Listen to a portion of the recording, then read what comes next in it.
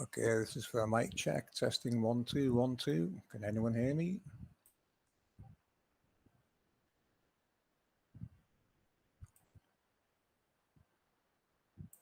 Yeah, I can hear myself. That's okay.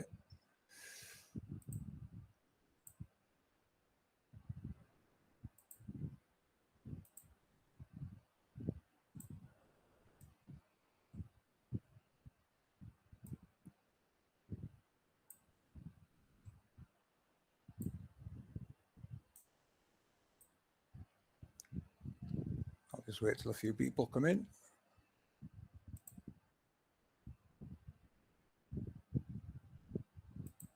Hopefully people can hear me.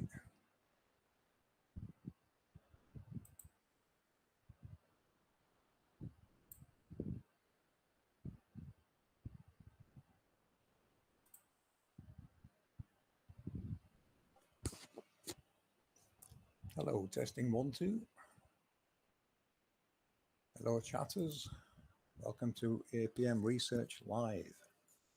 Just me tonight on the panel. One Conscience is not feeling very well, but Jimbo did say he might pop in because he's got some decodes of his own to show you. Well, not so much decodes, but connections with some of the things he's presenting.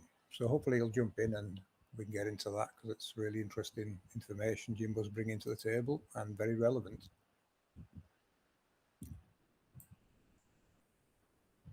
I'm just going to do a screen share.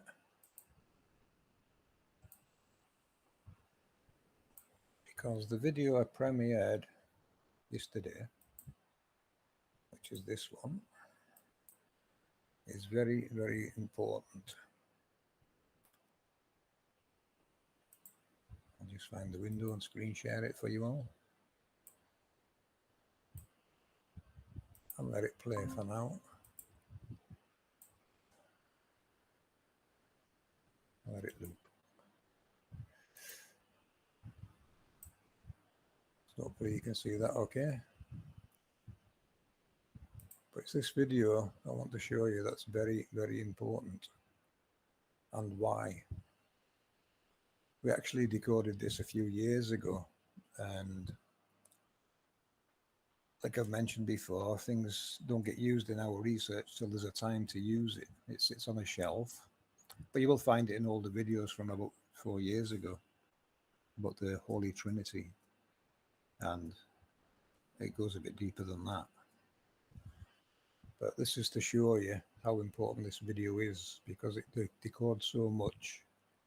I don't think people realize yet what it's decoded, but you'll get to see tonight. So I'll leave it playing in the background and have a look what's happening in the chat.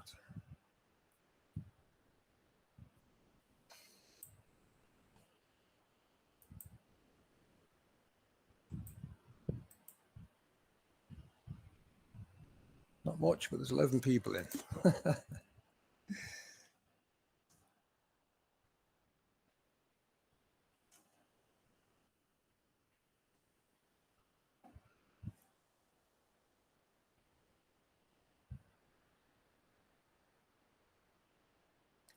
Well, at least the stream seems to be working.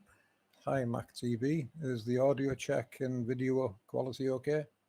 Can you give me a report back there, Mac TV?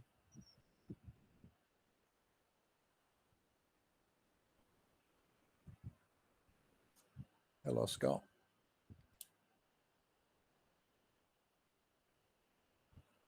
All is good. Excellent. Not too loud, not too quiet. Yeah, we've had problems the last few weeks streaming and getting blocked and all kinds of things going wrong. So at least it seems to be working today.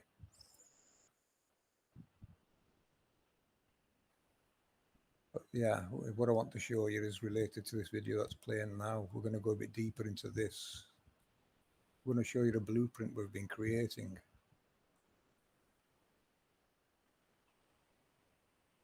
And I could have shown you some of this information a couple of years ago, but I was waiting more for the opportune moment for it.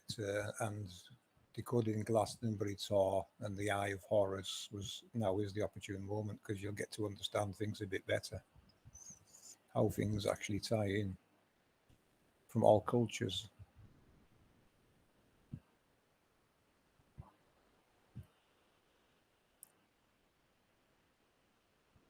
But that was the decoding there of Excalibur. No king, nor queen, nor living being can extract Excalibur from the stone, as it is an angelic process only an angel can actually do.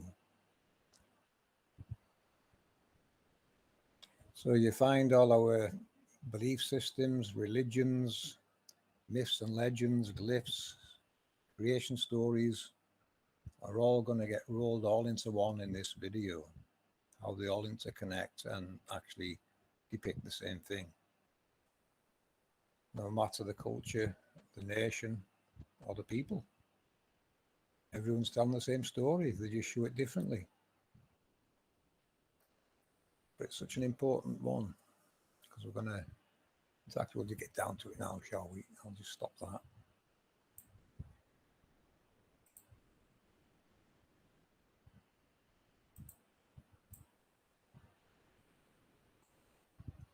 And represent the other one.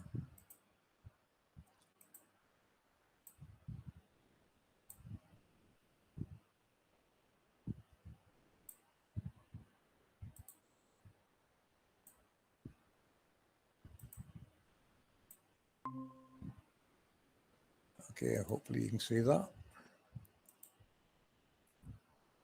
Now, this is where we're going to start getting deeper.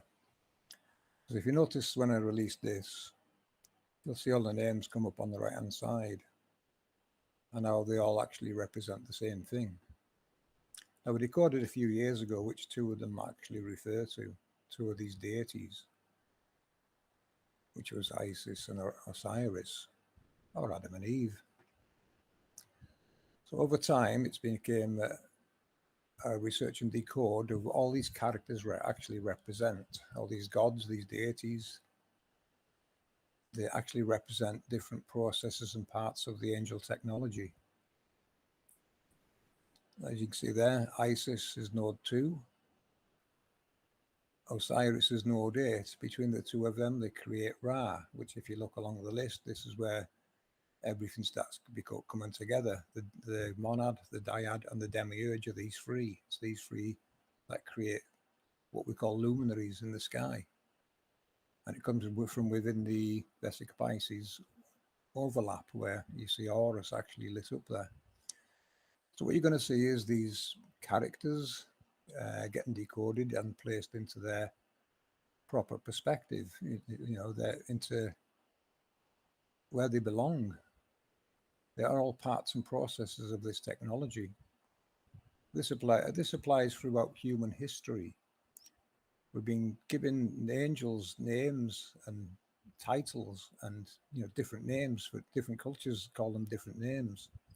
But it's always the same technologies they're referencing. They all work pretty much the same. They've just got different roles and obviously operate on different frequencies and configurations.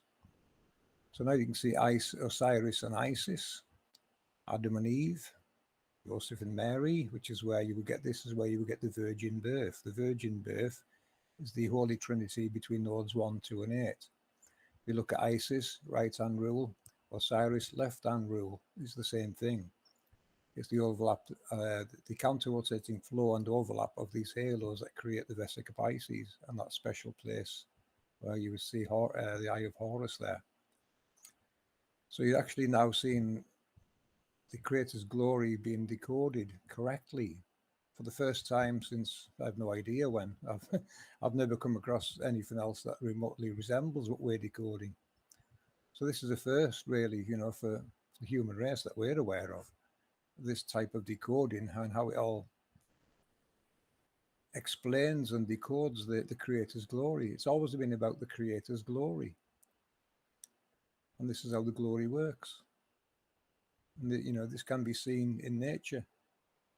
That's what we're doing with Operation Rainbow Warrior. So Operation Rainbow Warrior is a very important operation. We're trying to show everyone how they can go outside and map the rainbows, because every one of these has its own rainbow. And they're going to be larger and smaller, as we showed in previous videos.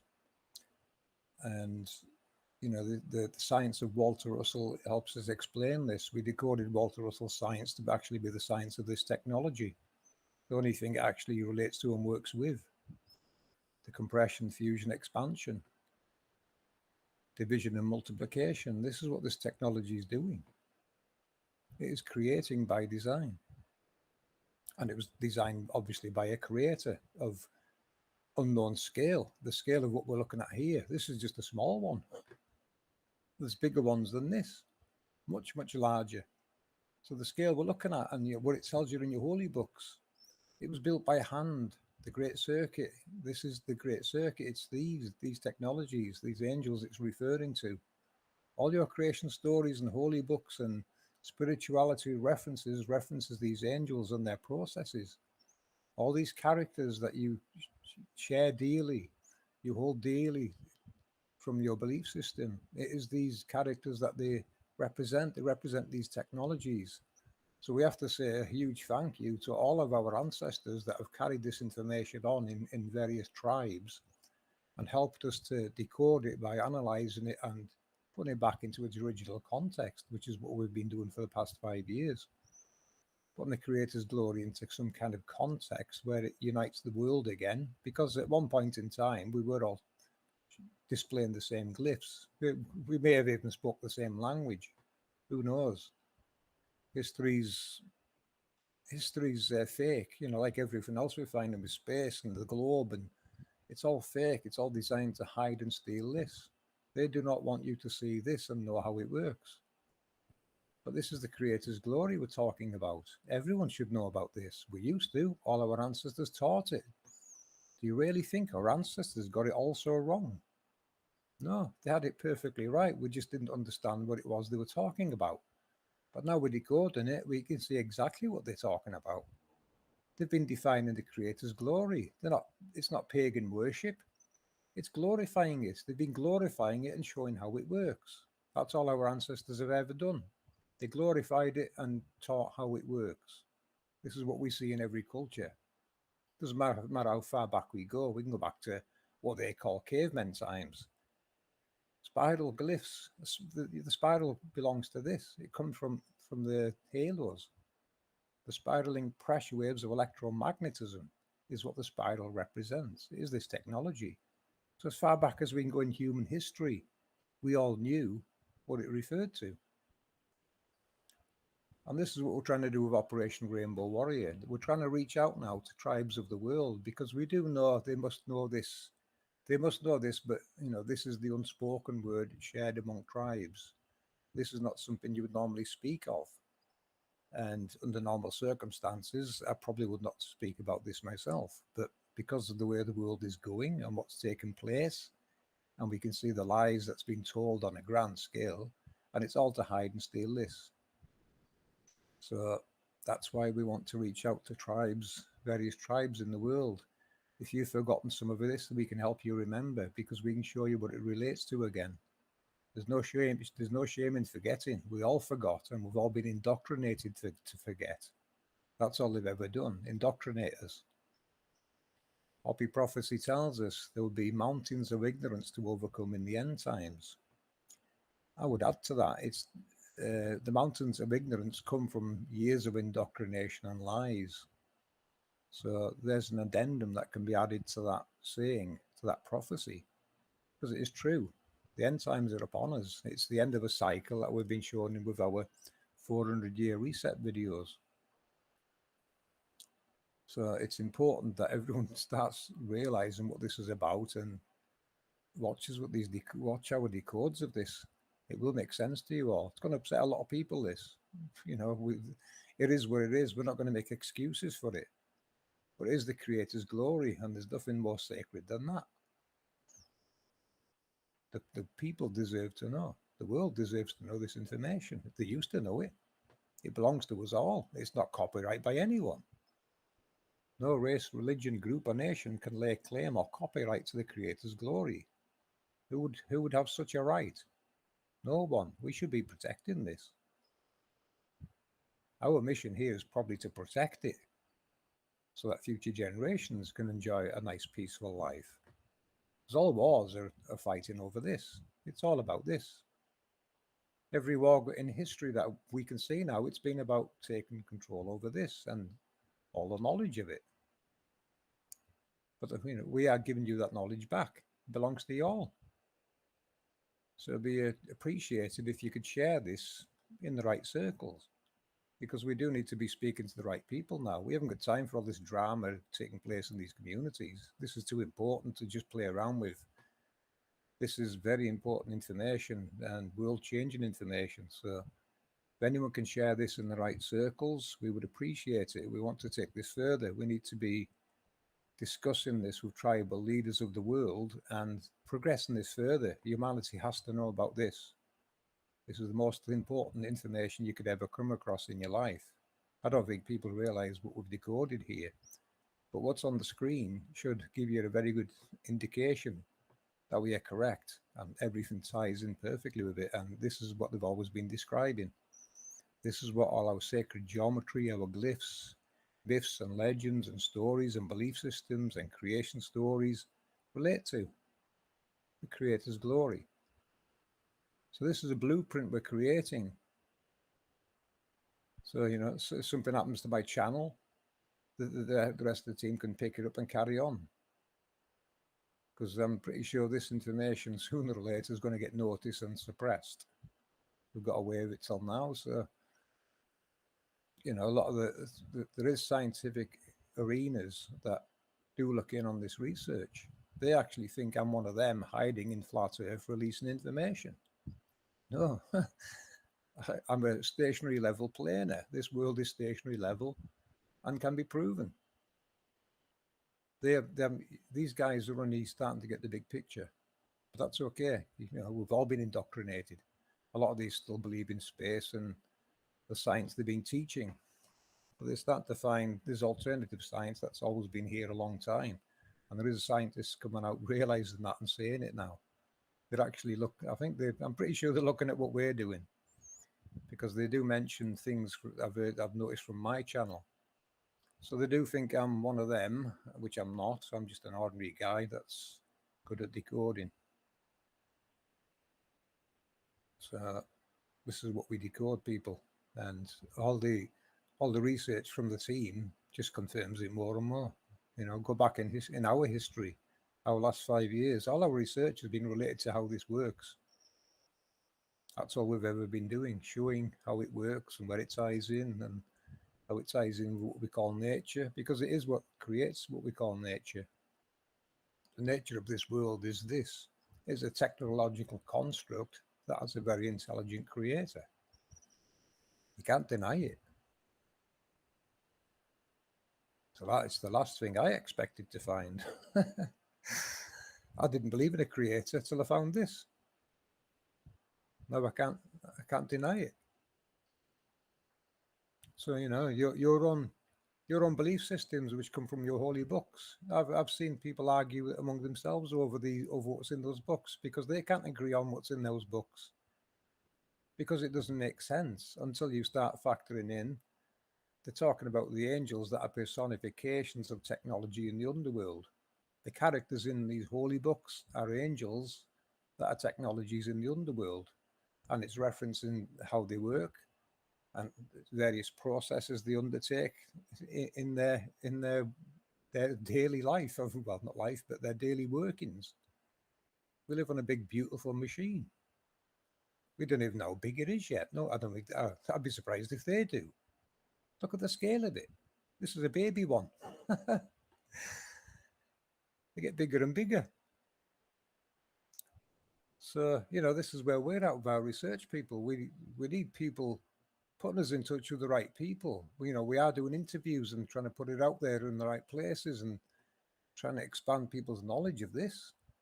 We at some point we're going to invite people onto the panel with us, and they can come here and discuss it. We do need to build up our own channel while we've still got one. So we will, invite people onto the panel with us that want to come and ask questions about it, or get involved in some way, shape, or form. But we have to be very careful what we attach to this. We don't just attach anything to this. We look at things, and it has to be verifiable or fit in somewhere. decode. It needs a proper decode, and this is something we're good at doing. But there's a lot of people out there, and I know there's lots of people do some really good work out there, but they don't have the full picture, which is okay. But their little piece of the jigsaw slots in somewhere.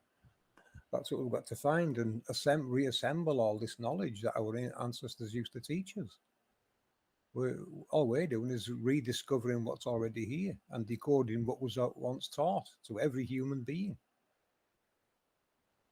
Very real, very serious, and very now, people. That's why our world is falling apart right now. This entity that's been hiding this is trying to make sure you never find out about this. That's what's really taking place. So appreciate it if you can put us in touch with the right people that might be able to make a difference.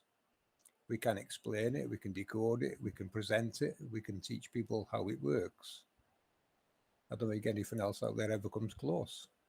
You have to work with this and decode it and know how it works to present it and explain it, which is what we're doing. So hopefully that makes sense. I'll just jump to the chat and see if there's any questions on what I've just been presenting. All right, who's in the chat? Scott, Mac TV, VN, hello VN, Luca, aha. Good evening, people. Hope you can hear me clear and this is all making sense and you realize the importance of all this. Because all these family trees decode into this. That's what we're calling an APM blueprint now. The Holy Trinity is decoded. And this is that Holy Trinity, how this works.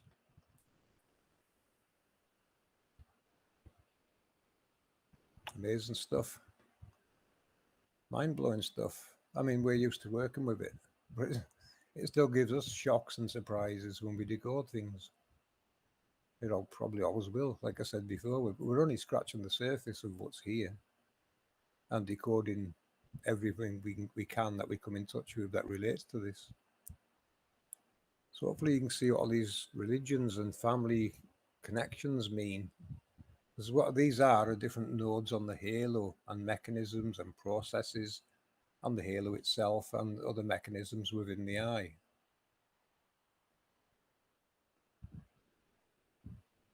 Question from Luca. What is Sirius? Sirius, is that? How can provide data from far out? Well, the stars are just nodes on star halos. Sirius is a star on a node on a star halo. Obviously an important one, it seems.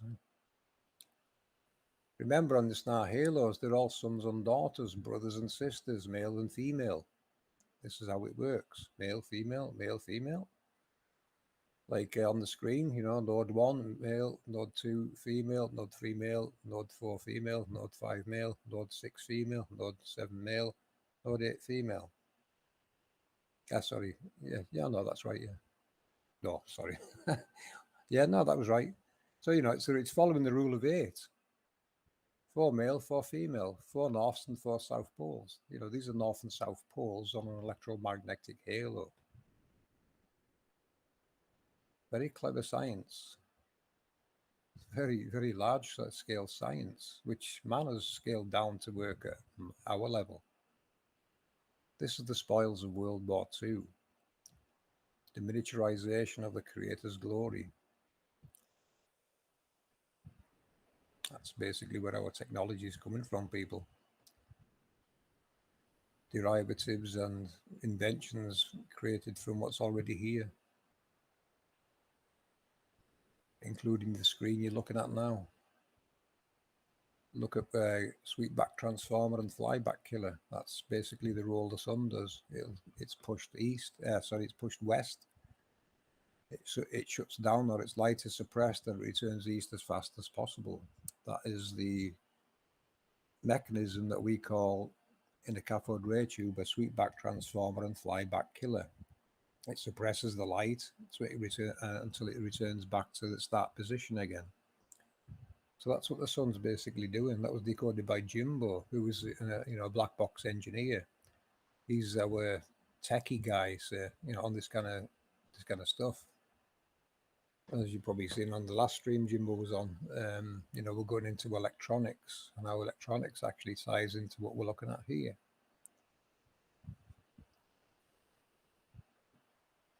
So any questions, yeah, just ask them in chat now, guys. I can see the chat okay. But like I said, this is a blueprint, an APM research blueprint. We're going to release another video on this and start adding all the characters from other cultures as a project by each APM research team member can, we'll assign people to pick a culture and we'll mix and match them till they make sense. Till, all these references make sense to all these characters that you see in these glyphs. But you can see there, we've got a few to decode in this one. A few nodes to fill up with characters that's on the left, the family tree characters. They've all got roles and processes in this world. Isn't that amazing, people? We're looking at decoding the glyphs, which actually relates to the Creator's glory. Our ancestors knew, and they depicted it everywhere, and they told great stories about it. That is not pagan worship. That is glorifying it. Reality is not a religion. That's a man-made divine religion. This is not a religion. This is just reality. Reality is not a religion. You're gonna have to say that, people. Reality is not a religion. This is reality. There is a creator, and their glory is technology in the underworld that we're calling angels, which man is calling particle accelerators, that we can see we're already here. Hope that makes sense. So that's what's taken place. It's been stolen, hidden, privatized, reverse engineered, and monetized. The Creator's glory. All that is sacred. Monetized. Hidden and monetized. Unbelievable. So you people that believe in a creator, this is their glory, people. We're showing you their glory. And how to go outside and see it for yourself. Prove it to yourself. All your references in holy books, you will find decodings of it in our research and what it actually relates to. And it certainly isn't what they're telling us. Watch the Mauro Biglino interview. He tells you what he's decoding in the Vatican and what they're putting in modern holy books is not the same. They're omitting things that he's decoding, which relates to technology. Robots, technology. This is what he's come out saying. So you should watch his videos. Now, same with Mauro. He's not got the big picture. He still thinks he lives on a globe and there's an outer space and obviously aliens. The characters being referenced are not aliens. They're these. It's another story of these. As far back as you go in human history now, we can go back and decode what their belief systems were, and it's all relating to this. We all knew how this worked. And that information's been stolen from us on a grand scale.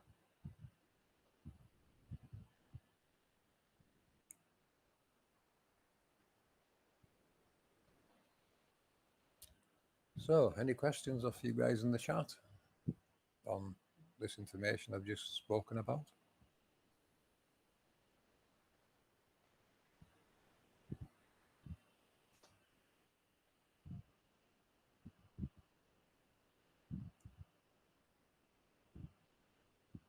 Yes, we have, Luca.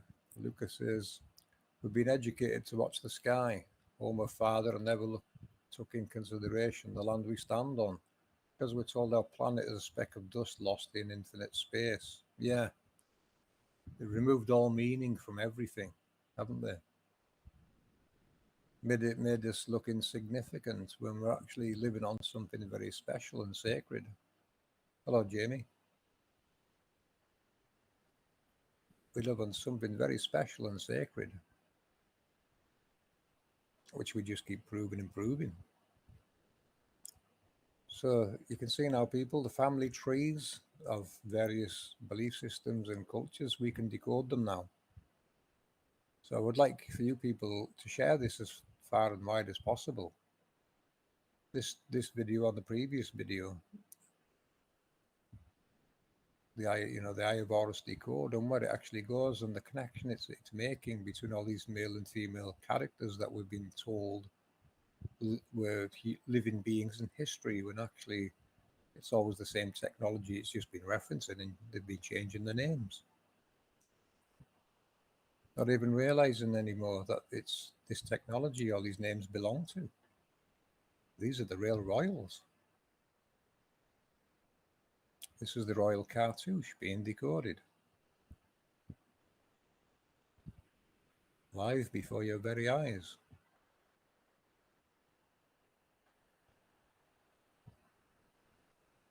So I hope people realize how important and how special this really is.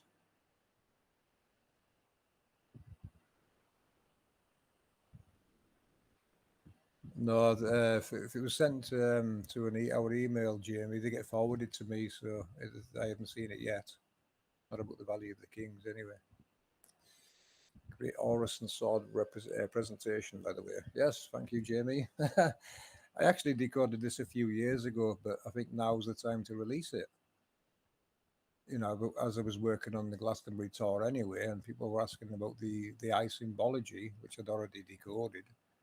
Now's a good time to introduce the family connections and the family trees of every culture and decode it correctly and put it into its original context, which relates to the Creator's glory. It always has and always will. The cultures that tell these stories, they've either forgot what it relates to through time, indoctrination, resets, wars, disinformation, and lies, and all the rest of it. But I think if they have forgotten, we can give them the memory back. That's all we're doing. We're giving people the memories back. This is memories our ancestors taught and wanted us all to know. And we're going to make sure you get it back.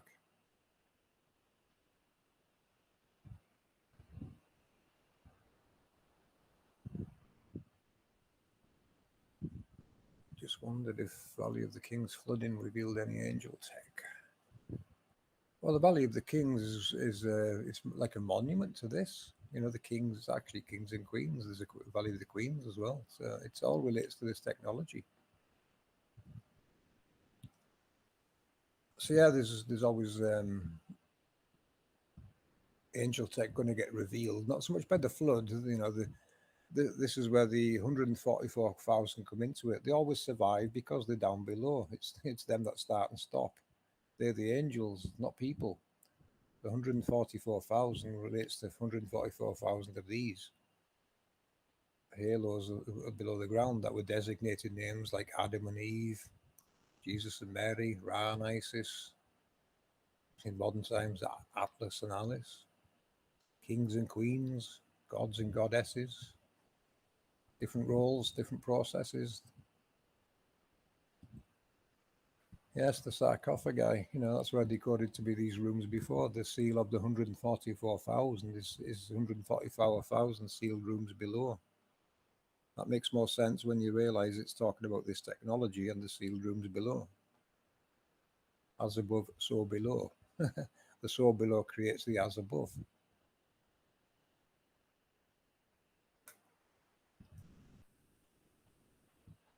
The Adam and Eve decoded really opened my eyes. Yeah, that's gonna upset a lot of people. The Adam and Eve decode. It's pretty sad what they've done, but you have to get past that.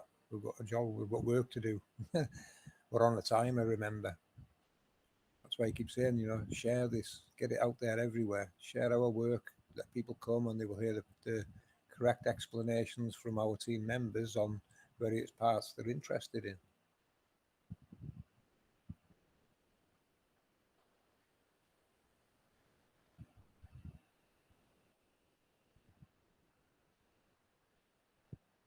Yeah, when you watch the Adam and Eve decode in our 144,000 video, you're gonna, it's gonna blow you away when you know if you realize what it is you're looking at.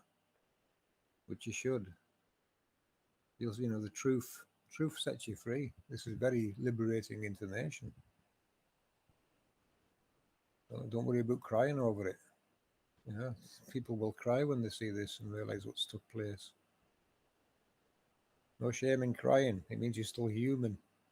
You've got a sense of humor. Start using it. You have to get past this and get this bigger picture, get this out there, show people what's really going on. Because what's taking place in the world today, our police and military are actually working for the entity that's hiding and stealing this, whether they realize it or not. That's what's taking place. Do you work for the entity stealing the Creator's glory? Ask yourself this, people. Because this entity's got arms in everything.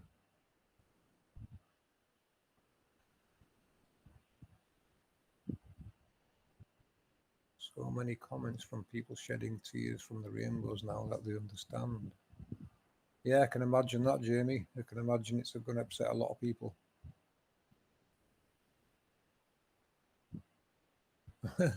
I didn't learn it. I didn't learn anything about science at school. I didn't even pay attention. I actually left school before I was probably supposed to, but I was more interested in getting a job and getting some money than listening to people waffling on about stuff that didn't make much sense to me at school.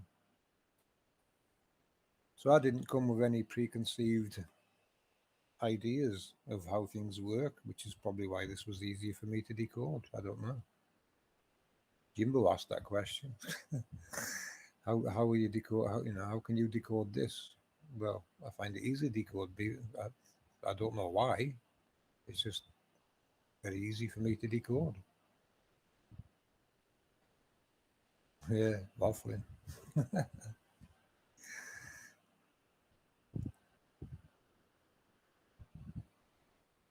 that's where we are in reality, people. Someone coming on the panel. Who's this? Jimbo. Hello, Mr. Jimbo. There we are. Hey, welcome aboard, matey. Welcome. Hello, everyone. Are you live? Yep, we're live, Jim. Okay, I'll just hush for a while and see where we are. Yeah. Mantis Rising podcast. What's the essence of your message, FPV? The essence of our message is this. We have decoded the sacred geometry of the construct, and it relates to the technology that's the Creator's glory, what we call angels. We've decoded the angels to be technology in the underworld, and they're involved in creation processes, nature, guiding and creating luminaries, and many other roles.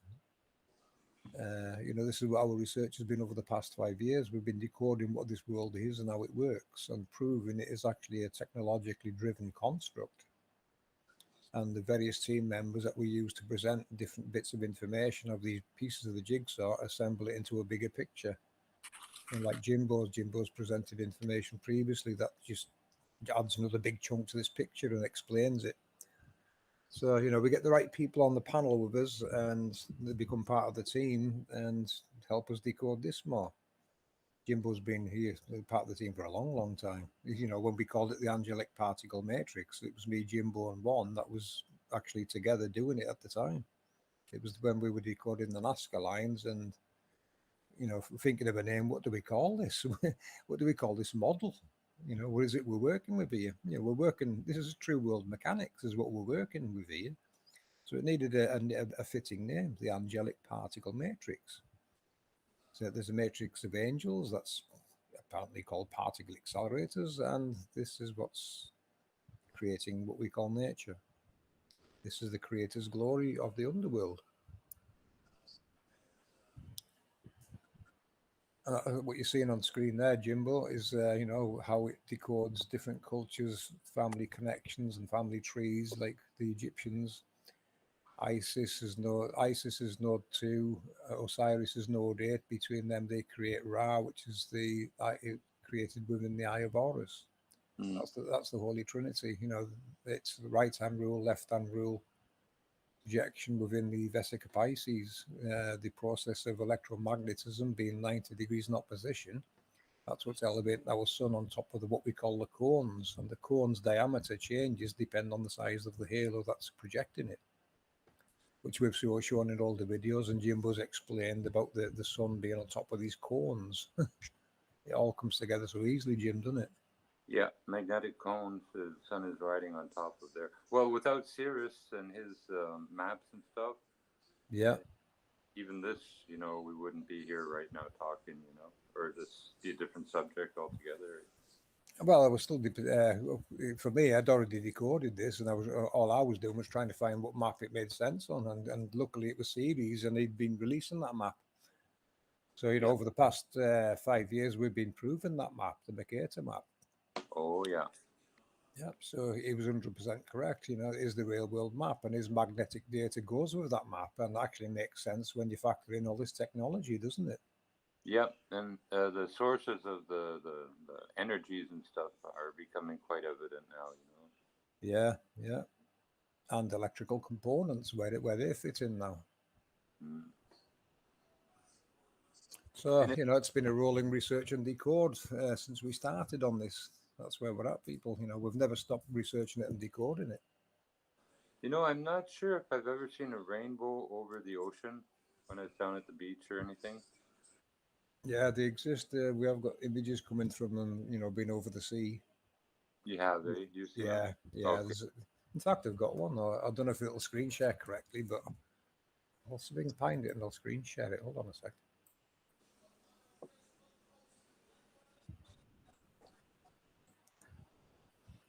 Just hope it shares okay off this drive. Because last week I was getting some strange things happening. Oh, I, where did that? I saw the flaming pirate ship once off McWasha, but it's like a luminescent fog cloud for whatever reason. It's got, static and ion and crackling going on inside. Yeah. Well, Five Rivers meet there anyway, too, so. I'll go to his channel to find it. That'd probably easier. Hold on a sec. I'll just find this guy's video. It's well worth seeing, and it's definitely above water. I'm going to go into one of our videos at some point, one of the Rainbow Warriors videos. Oh, right on. Yeah, because this guy knows what he follows our research now. It makes sense to him, and he said it's an honor to find them and share them. So that's good information. So if you want to mute a sec, Jim, we might as well play his video with sound. It's got it's got music on it, but watch the video, and it shows you his drone that it's out over the sea. Right. Hopefully you can see that. Yeah. Here we go.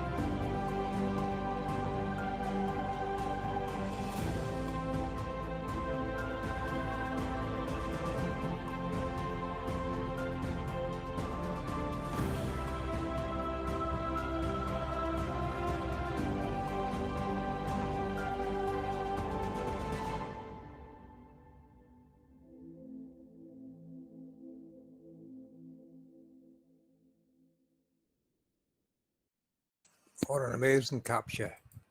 Very nice. Well done, Sunset Sweden. Beautiful capture, mate. That's another one for the Rainbow Warriors videos. What was Fantastic. funny about that one, there didn't seem to be much sunlight, you know, it was mostly overcast. Eh? Yeah, it's probably low on the horizon, and that's why you've seen the full circle. But yeah, you can see there, you had to send his drone out over the water to get near it. So you definitely get them out to sea. We've also seen one from Chris F.E. Jackson, a lovely one over Portsmouth Harbour, crossing right across the half bow. Right some amazing captures coming in. They're in some of those videos. I'll play them in the background, some of these videos actually, because people should be watching these. They're really nice. So I'll play them in the background while we chatter. Let's see now. In the playlist somewhere. But we don't want sound, do we?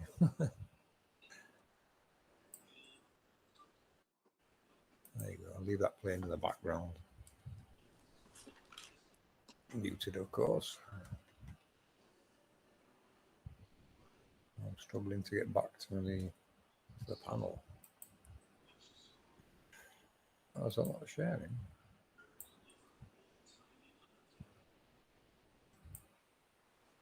There it is.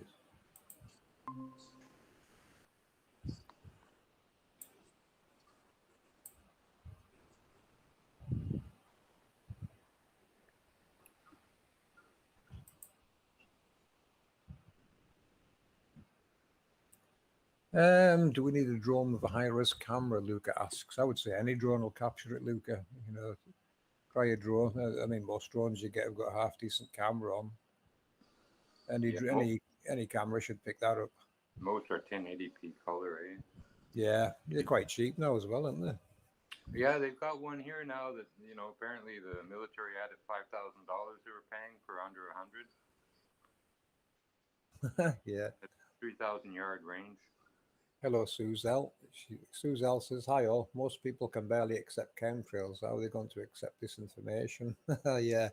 There's a seriously big gap, but we're here to bridge that gap. That's what we're good at doing. We can bridge the gap between the ancient times and the modern times, what the ancestors taught and what it actually relates to. So, APM research is your go-between. we're the in-between of the past and the present, basically. So I'll call it, I can see what prophecy relates to now. The Hopi prophecy, the Rainbow Warriors. These are people that work it out in their time. So we are technically the Rainbow Warriors of our time. Because we have worked it out, we can explain it and show what it actually relates to. And, you can go out there and prove these exist to yourself. And they permanently reside where you see them. They live there. They always have and always will. It's the signature of an angel. Like the dust devils, telltale sign of what's underground. Yeah, the dust devils. Yeah, it's on the book those, Jim. There's lots of information you can bring into this. Little pieces of nature you can explain now that you didn't have an explanation for before. I don't even know what mainstream call a dust devil. If they're going by space nonsense, is that like an asteroid went past and it caused the dust devil to start?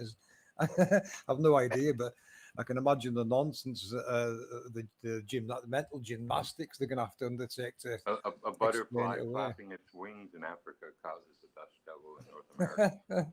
Yeah, or something down under in Oz. Mm-hmm. No, they're all localized events, people, by your local angels. You can I saw one yesterday. I was watching some YouTube videos. These people who do the paragliding and stuff. They jump off this one mountain in Australia. You can do world record flights in a day. But on this day, right where they were taking off, right at that jump point, there was dust devils, and it kept flaring up and then, dying down, flaring up. And it was from a ground effect, something underground made the wind vortex at that point, Oh, yeah, they call it rotor, don't they? Ask yourself, people, what are these birds spiraling on? What, these thermals, what's creating these thermals? Well, that's Eve. Eve's an induction coil, basically. Eve's the inductor, and Adam's the opposite, the equal and opposite. This is nature's duality, induction and conduction. This is Adam and Eve. So when people mention nature's duality, it's actually their polar opposites, but they're equal and opposites. That's what it means. Well, rain is actually electrostatic precipitation, in technical terms. In Walter Russell terms, Eve would send up the divided matter into the sky, and Adam multiplies it. So one's dividing it and one's multiplying it, and that's why it comes back down, because it gains mass. Doesn't that make sense? Division and multiplication, Adam and Eve. No different to the human anatomy. Eve divides like the human female. She produces eggs. That's division, and the male multiplies by having sex and having children. Between the two, they've created. This is why it's explained in sexual terms. In some, you look at some cultures, especially in the Far East, they have all these sexual positions and references, and it's all to do with this. It's this that it's referring to. It's not physical sex of human beings. It's trying to show you the connection between the angel technologies and you, because it's so very relevant. We are technically made in their image. When you look at how they operate, and I'm pretty sure some holy books tell you this, the angels created us. And then who created the angels? Well, of course, there's a creator. So there's a creator, and this is their glory. Their glory is still creating today. It's doing what it's been designed to do. Look at those lovely halos. That's Adam right there. That's that small halo you see there. That is Adam's halo. Eve's the bigger horizontal halo that you see, the very large one that surrounds it. Adam and Eve. So this is where it all comes from. Your Adam and Eve, your Jesus and Mary, your Ra and Isis, whatever culture you're from, your male and female deity gods are relating to this. It's this technology it's telling you about, and it's trying to tell you how it works. Now, I don't know who was teaching it to the ancients, but this knowledge is definitely known everywhere around the world at some point in history, because it's in all our glyphs. Doesn't matter what country we look at, it's all there. Everyone knew how it worked. And this is why they came in the skies, trying to hide this. There'll be signs in the skies. Your holy books are like a general information book on what this world is and how it works. That's what it should be. It's not a book of worship. It's a book of knowledge. This is what our scientists, you look at some of our scientists in history, and a lot of them will tell you they use holy books for guidance. Now, what do you think they see in holy books that you're not seeing? They're seeing this technology. They're understanding what the book's telling them and how it works. This is where all the world science really is coming from. The knowledge of how this works. Because all the science of this technology explains everything that they're teaching. They're just lying about the causes. They won't tell you the causes. They'll just make it up. This technology is the causes for what you're seeing in the sky.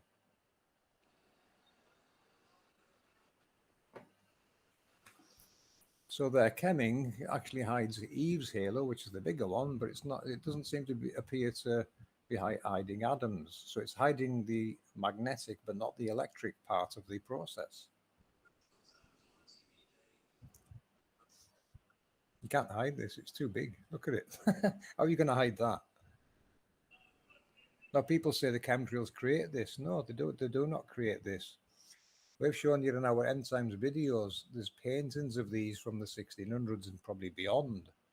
They show every 400 years. It's the world going through changes. It's a reset. This is the Great Reset. We call it the 400-year reset. It seems to do a reset every 400 years.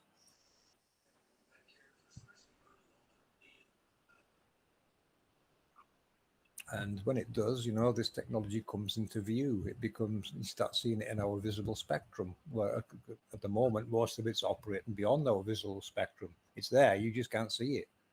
But conditions like ice crystals and water droplets allow us to get a glimpse of what's really there. And that's what's really there, people. You're seeing the technology that the sun is just a part of. In fact, in Angel Wings, Florida, the sun often looks like it's got angel wings. Yeah, Just it does. Yeah, ionization and compression expansion there at that place, you know. it does, But doesn't yeah, it? I've seen a few that look like that. In fact, there's one, Jim, when the lady pans the camera around to the rear of it, and there's actually looks like an angel standing on a hill, which is obviously the rear of the vehicle that the sun itself is contained within. yeah, And it's like a giant. You see the wings spreading out. It's standing there and spread out wings on a hill, yeah. Like right a big, behind the. When she pans around behind the sun hill, or she's actually within the hill or looking around it. It's an amazing video. It's in one of our Sun Halo Focus videos. that's a nice one. What is the Jamie Robbins asked? What is the Glastonbury Angel? The Glastonbury Angel in our times is Saint Michael and Mary Magdalene. So there's your male and female connections. Your saints, what they call in saints are actually these technologies. Saint Peter, Saint Paul. There's lots of them, So this is what we've been saying with the Rainbow Warriors release. Operation Rainbow Warriors, teaching you that these sites like churches, cathedrals, forts, castles, monuments, statues, they're built obelisks. They're built on top of they're where they are because of what's below there. They're marking what's below. So they're just location markers for the technology below. So what's on the surface is marking a sacred site below.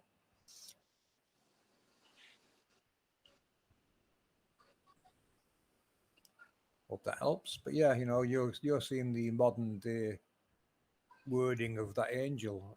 I could tell you, I'm gonna the vid. I've got a name for it so that's older than modern times. I'm gonna for the stream version. I'm gonna add it into the stream version because I didn't get to put some things into that last decode of it. But I've got some older names that will fit in there. Now, if that's its original name, I don't know. But it all helps, doesn't it? It all connects in history, and you'll see what I mean when I release it on the. It'll be played in the stream. The one you see in the stream will be different to the one you've just seen released. It'll have some more information added. But that's what you're looking at, really. You're seeing the modern day translation of personified technology. Saints, they call them saints today.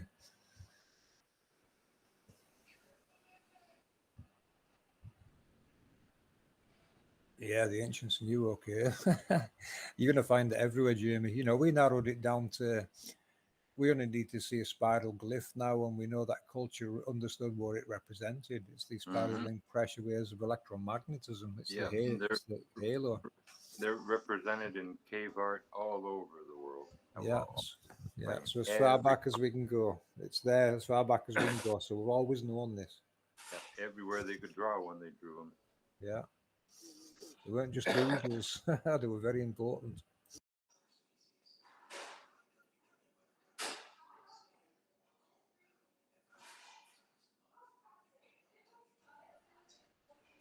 Look at those lovely halos, people.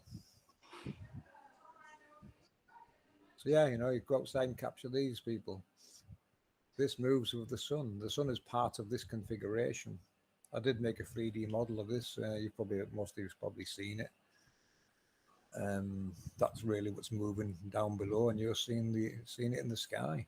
The as above, so below decodes. This is what that decodes as. All this is taking place below ground, but it's been elevated into the sky due to the scale and use of electromagnetism. Yep. And the metals and properties of, the minerals and stuff in the ground. Oh yeah, it's been well thought out, the science behind this, hasn't it? So Very well thought out. Layout. Yeah. I mean, it does tell you, doesn't it? It's designed to run forever and ever. Yeah. So and if you reset. Yeah, it'll do resets, which is another part of its process. So the holy books weren't terrifying you; they're just giving you general advice and warnings. Be aware that as cycle changes, that's going to be quite destructive. And that's when they started the star halos, it seems to me, because in 2017 we had receding ocean events, and they took place where these halos intersect on our map and grid. Well, But you know, they didn't come rushing back in, though, Jim. As like you would expect a tsunami to start, wouldn't you? When they recede, you think it was going to come back quick, but it you'd didn't. hope. It came back slowly. So these halos that we see on the grid slowed it down. Yeah, it's like the Japanese during the war in the Philippines and other islands. They hammered in these huge iron things, rods into the ground and just offshore in the islands and wherever they could to change the magnetics and stuff and leave the people with well, more lightning, more problems, etc. I think they Yeah, believed enough in it that well, the Japanese put him in, and the Americans helped pull him out at the end of the war. But what we do does change a bit, the sun a bit.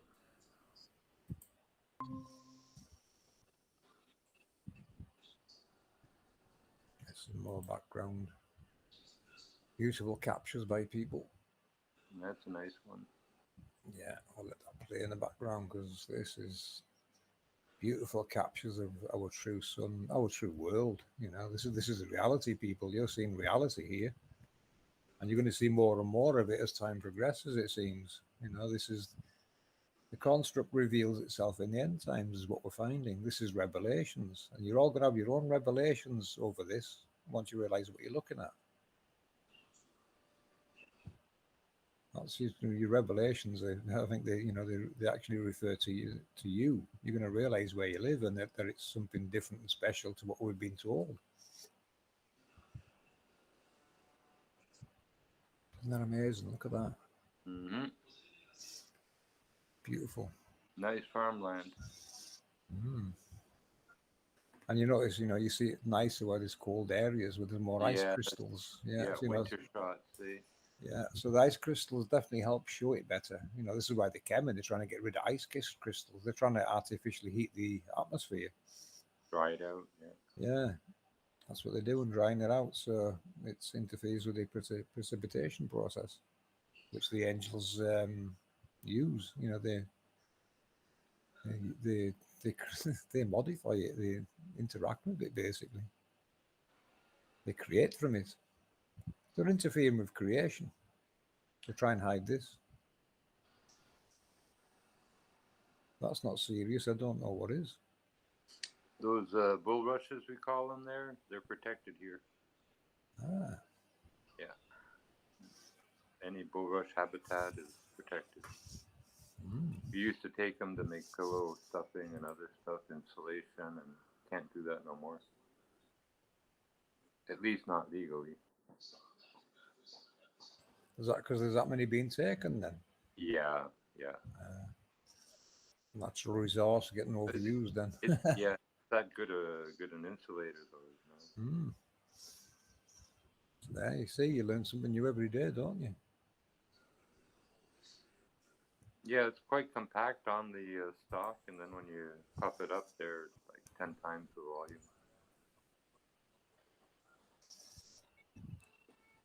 Hey, well, while we're on, Jim, I think it's a good time to present some other things there. You could look at some, yeah. Yeah, let's have a look at what we got, what we can show the people and get deeper into. What we got here. Signals, I think. Radio frequency signals. Radios. Let's take a look at. Let's see what we've got to play with.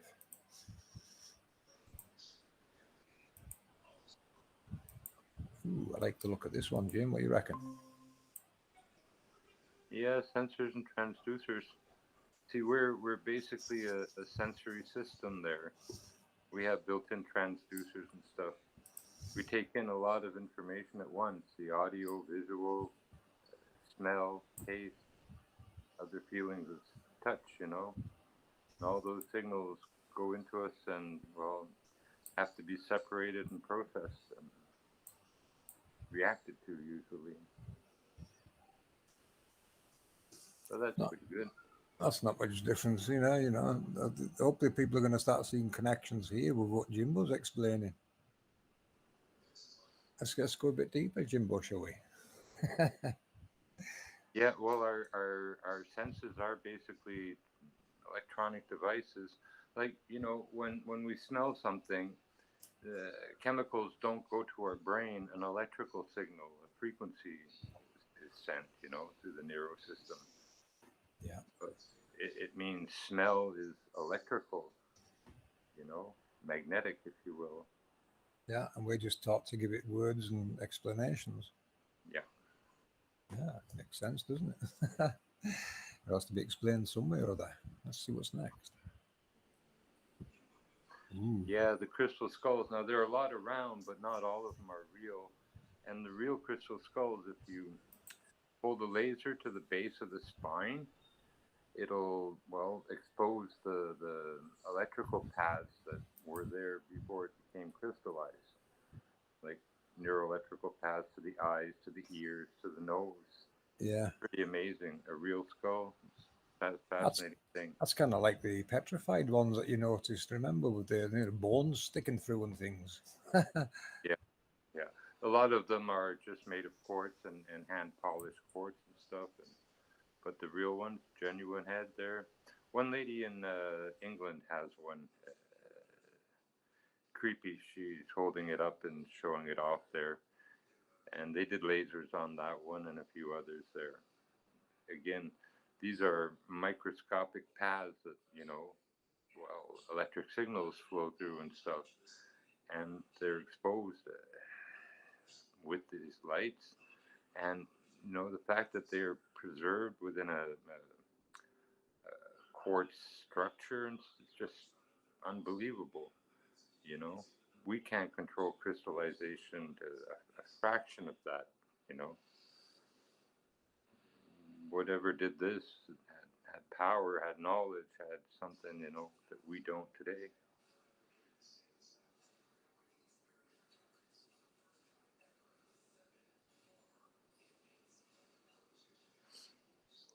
Yeah, these are supposed to be where certain, like voice control, speech control, whatever, are controlled in areas of the brain.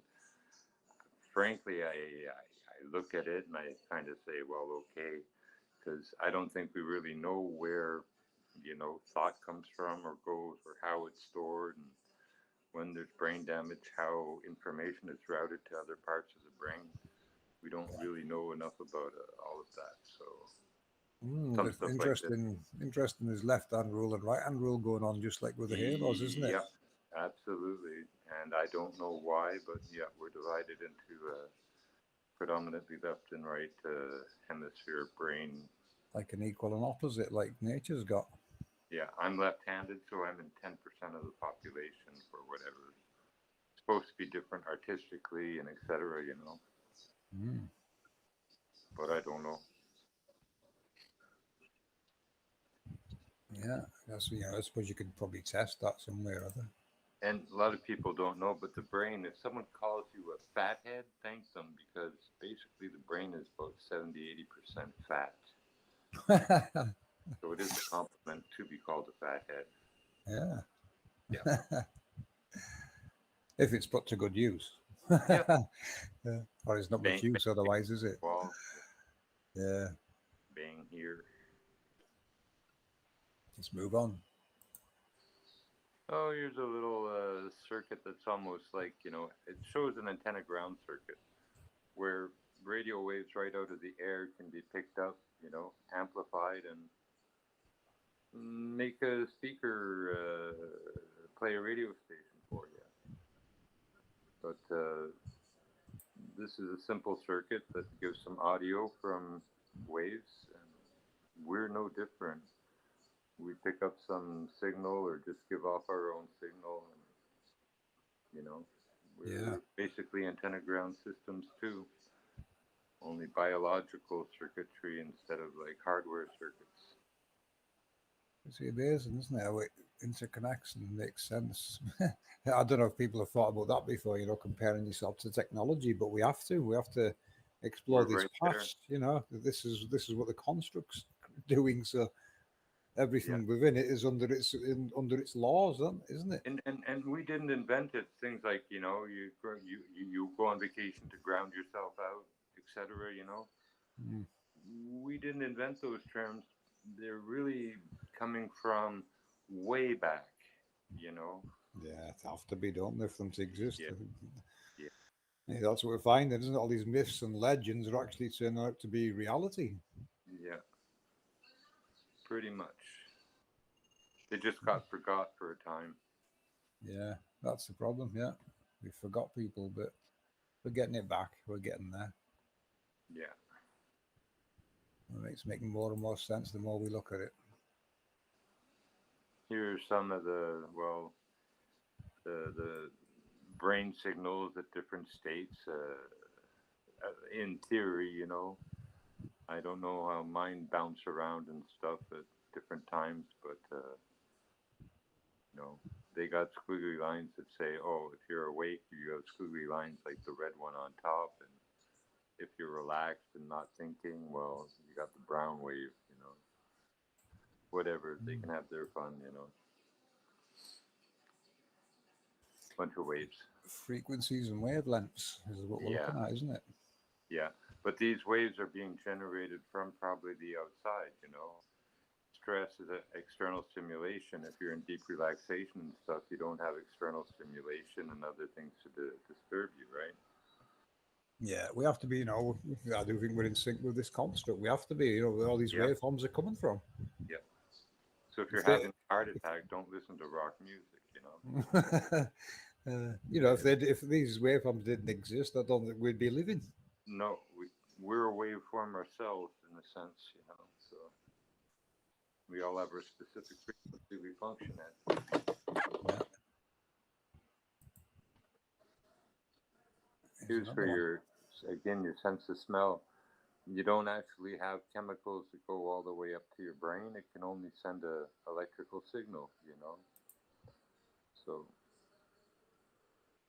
we're stuck. It's like when we see with our eyes, we're not really seeing the scene that our eyes and our retina is picking up. It's being converted and sent to the brain and interpreted. Yeah, Same as a sense of smell, hearing, yeah, we're a big receiver transducers. transmitter, aren't we? Yep. Our signals too, like the color, the vision we have, the audio, when they combine and go to the brain, they're a lot like a signal that's transmitted for radio broadcasting and television. They have a composite video signal that has audio and video, and we have that too. You open your eyes and ears, and you're producing a composite video signal. And they're similar. They look alike physically, you know, on an oscilloscope. There are Yeah, slight differences, but not much. yeah, you put a robot beside that, and how man's made a robot kind of emulate that. And it's like you say, it's technology and processing of signals and things. It's no different whatsoever, is it? Yeah. You could probably manipulate them signals and make something that doesn't taste very nice taste nice. Oh, yeah. It's definitely. You can stimulate your sense of smell with electronics, with radio frequencies. Mm, yeah, If they can get to the brain and stimulate the brain where the actual smell would have stimulated it, it'll trigger it, and you'll smell roses or toast or whatever the case may be. hmm, makes sense to me. Well, they actually have a thing in Montreal they did where they put these sensors on a person's tongue and put blindfolds on them and stuff, and eventually they're able to see with their tongue the electrical signals coming off the transducers or the Wow, photosensors would send the electric signal to the tongue, and the tongue sent it to the brain, and the brain was able to route it and interpret it as you know a video signal. a video signal, absolutely, from the tongue. Wow, Yeah, hey, that's a breakthrough, that isn't it? yeah.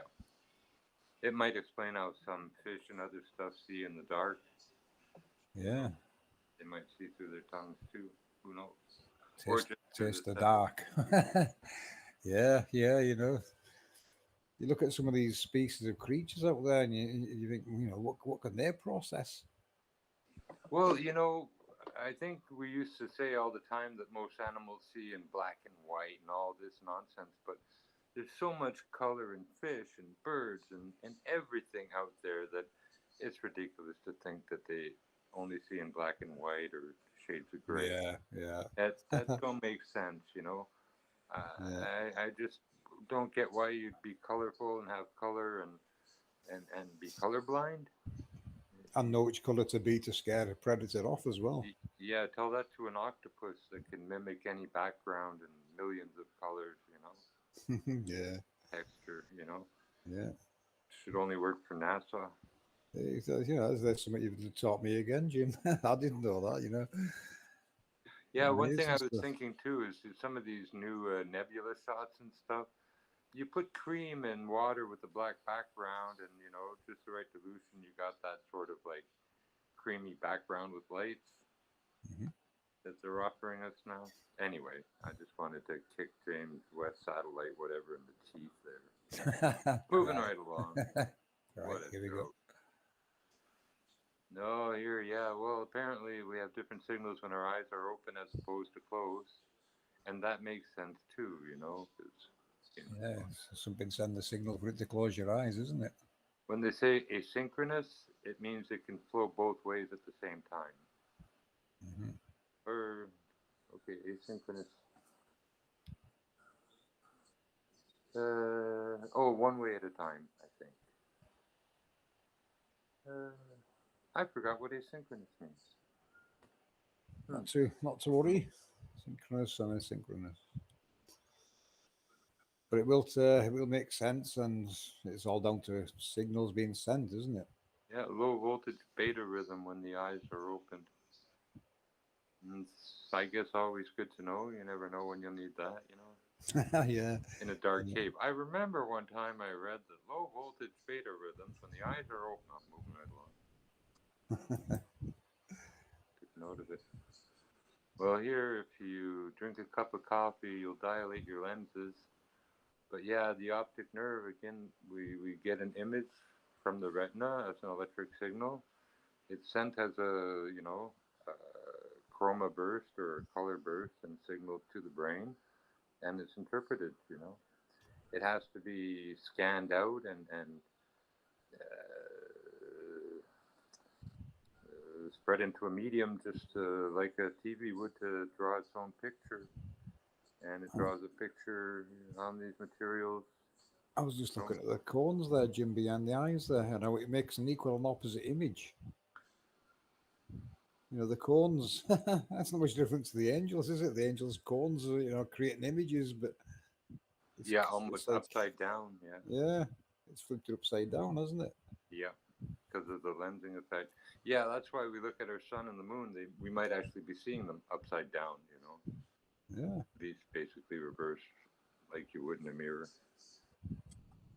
yeah, we wouldn't know yet, would we? But it would And make that's a sense. more decent looking brain.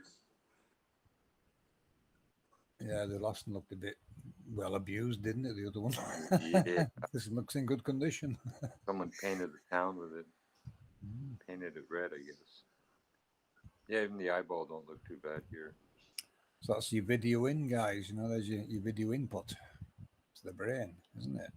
Yeah, just like a camera would send it to a little chip and send the signals to red and blue or whatever receivers, and you know. Hey, also the cool thing is, as they introduce new technology like 4K, your eye is actually able to distinguish all of that. What is it? What is its capability? How many K can your eye actually see in a one? Don't know, Yeah, I don't think anyone knows but that yet, do they? Because we we haven't are got the limited in the technology. range. Like you know, you see in Predator the different you know zoop zoop zoop. We're seeing in ultraviolet, infrared, and stuff. You know, our eyes don't do that. Although we can see for sharpness, detail, tone, color. Yeah, You know, a lot of we need aid to do anything else. Like technology to yeah, look filter. beyond. Yeah, to Yeah, take it beyond our visual range. Yeah, yeah. here we go. That's supposed to be the range for vision of these frequencies and stuff. Some of these would go to the cones, some would go to the rods, signals from either or either. They've totally reverse engineered the human, haven't they? Yeah, To know all this. humans, moose, deer, cows. Yeah. Because, Yeah. you know, all the eyes have the same basic idea. All the ears have the same basic, you know. It's, how do they say it, you know? Same stuff, different pile. Yeah. Yeah. Same stuff, different species. Yeah. Ooh. And that's the basic LC circuit is a capacitor and a coil of wire, basically. And what's nice is that no matter what, it's able to resonate. It can take radio frequency out of the air and actually develop a charge, or with enough time, you could actually charge a battery with a circuit like this. Yeah. As you Basic put health. and you look at the positive and negatives there. It's no different from the ground and the positives, going on in the Yeah, ether. going up. Yeah. Like And like a capacitor kind of configuration. That. we have to insulate and isolate all this for any of it to work. It can't ground out or it fails. Yeah. So Doesn't that make sense, people? You guys in the chat there. when it gets too high, there's a lightning discharge. Same here with this little circuit as out in the environment, you know. Yeah, that's why. That's why, like you've been on Jimbo, you can teach these people electronics, all this information that they, probably never thought of before. Do we know that? Do we need to know this information?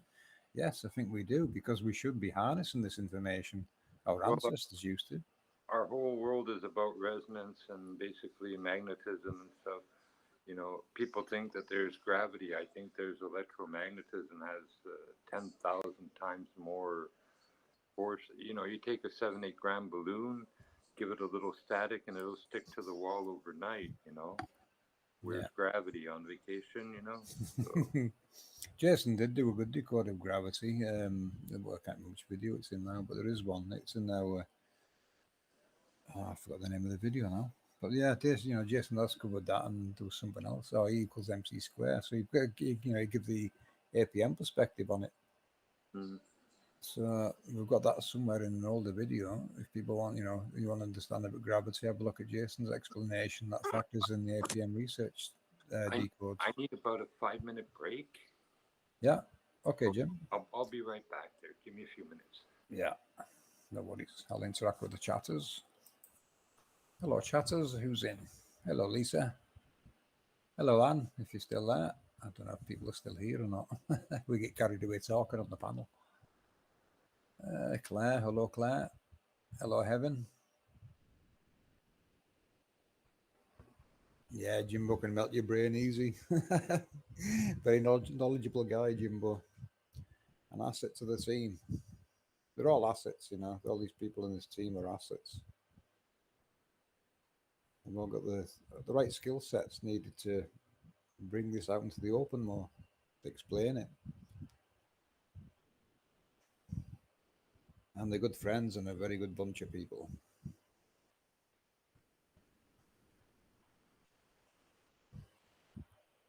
And none of them come with ego. Jimbo's been here forever in flat Earth. He's all Jimbo's ever done is give people good advice or how to word things correctly. He's always been here to help people. That's what I like about Jimbo. He'll give you the better terminology, so you don't look like an idiot when you're trying to explain it. Jimbo's always on hand to help you word things better. Some of my terminology comes from knowledge Jimbo taught me, because I didn't know the terminology to give some of the words to give some of this. So I've had help off Jimbo, I've had help off Jason on just on the terminology side of it.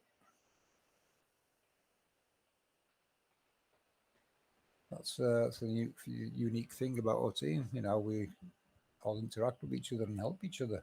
We'll all help each other explain different parts of this, so we all get a better understanding of it.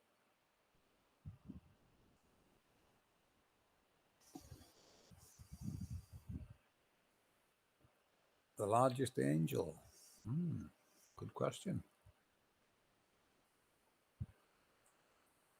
I would say it's the one, the reactor at the center of the grid, that is connected to everything else. Well, that's the heart of an angel. all comes from and returns to the one, Walter Russell. The one he's referring to, I think, is the one at 0.0. Below the centre of our map. Giza is not the centre, no. It's in the Atlantic. Look at our map and grid, and where we've got the centre of our grid, that's where 0.0 is. It's near Ascension Island in the Atlantic.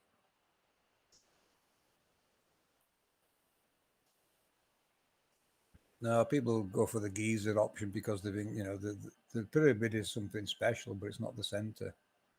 It's actually a fusion reactor. If you look at our 144,000 video, it's a fusion reactor. It's what's below there that's actually special. I mean, that is special. Fusion reactor is special. This is technology.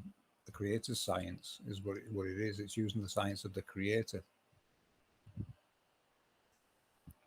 So what we're calling fusion reactors already existed.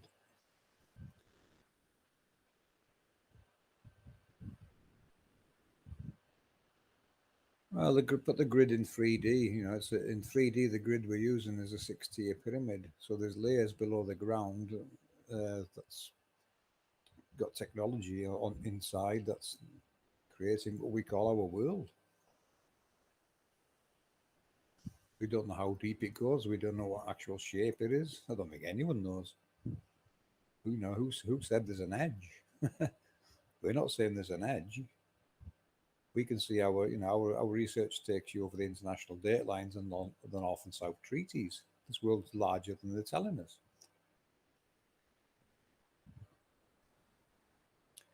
AI, well, we've discussed AI before in our team. We can't get an end point on it without exploration, really. But it doesn't mean we throw it away. As Mauro Biglino did talk about robots. Now, are these AI type robots? Are they just automated robots? He didn't actually say. So it's on the APM shelf, the AI being involved. But even artificial intelligence, that had to be created by someone. It doesn't create itself. So the creator, if the creator's angels or these robots or whatever's down in the underworld, they might actually have artificial intelligence. It would make sense to me to use technology, for long term. It would be a piece of technology and not a living being, because a living being comes with a lifespan, whereas a technology, especially on these kind of designs that seem to last forever, would probably run forever. So we haven't thrown AI out the window, but we're not saying it is AI either, because we don't know. Without exploration, we can't really go deeper on that. You would have to go and explore this world and find out what's there and work out how it works, which is probably what these people are doing. Maybe that's where they got the ideas from. More than likely is.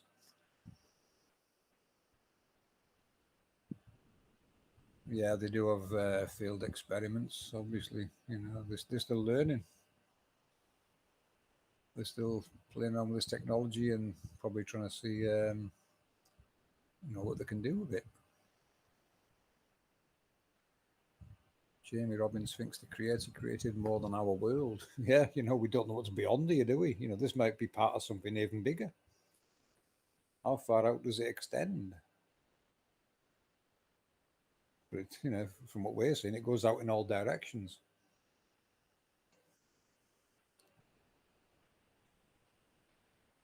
So they're having the time of their lives exploring it and doing things, and we're just spinning through space on a meaningless ball, apparently. Yeah, right. Pull the other one.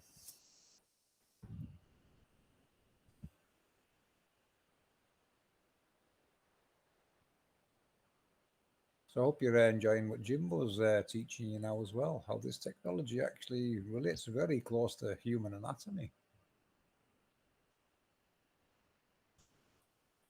I don't think they can fully control the angels' heaven, but what they're doing with chems is interfering with them working and revealing themselves pretty much.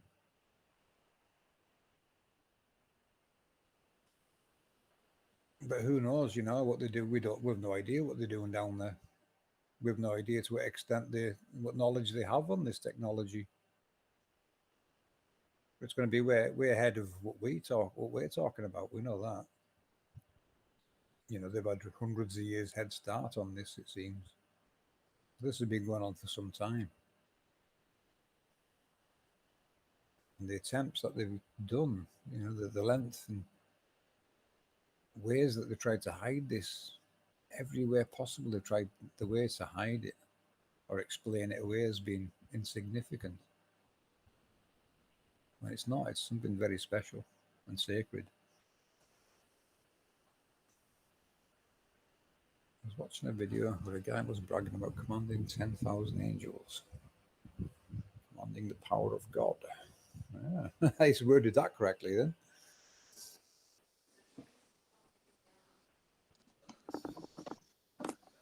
The demiurge is so complex too. Well, it's electromagnetism, Jamie. Eve, the larger halo's got a right-hand rule, and Adam, the smaller halo's got a left-hand rule. And when they're both running, because one's electric and one's magnetic, it causes its poles to extend, spiral upwards kind of thing. If you watch the Adam and Eve decode, it creates the torus field. The torus field gets created because electricity's got no choice but to be elevated 90 degree in opposition to Eve. So that's what's elevating things into the sky, including a mirror image of itself, of its own halo. The demiurge is a mirror image of the physical one below. You're seeing a projection of the one below, which does have a reverse flow to the one below. So that's why you end up with two cones, one going up and one coming down. So that's the Holy Trinity of nodes 1, 2, and 8 on the halos. Well, the 144,000 number we're using is just a guide. That's a start number for how many angels there actually are. When you listen to the Book of Enoch, he mentions hundreds and hundreds of thousands. So we haven't actually got a number. So we thought 144,000 is a good start. It may go beyond that.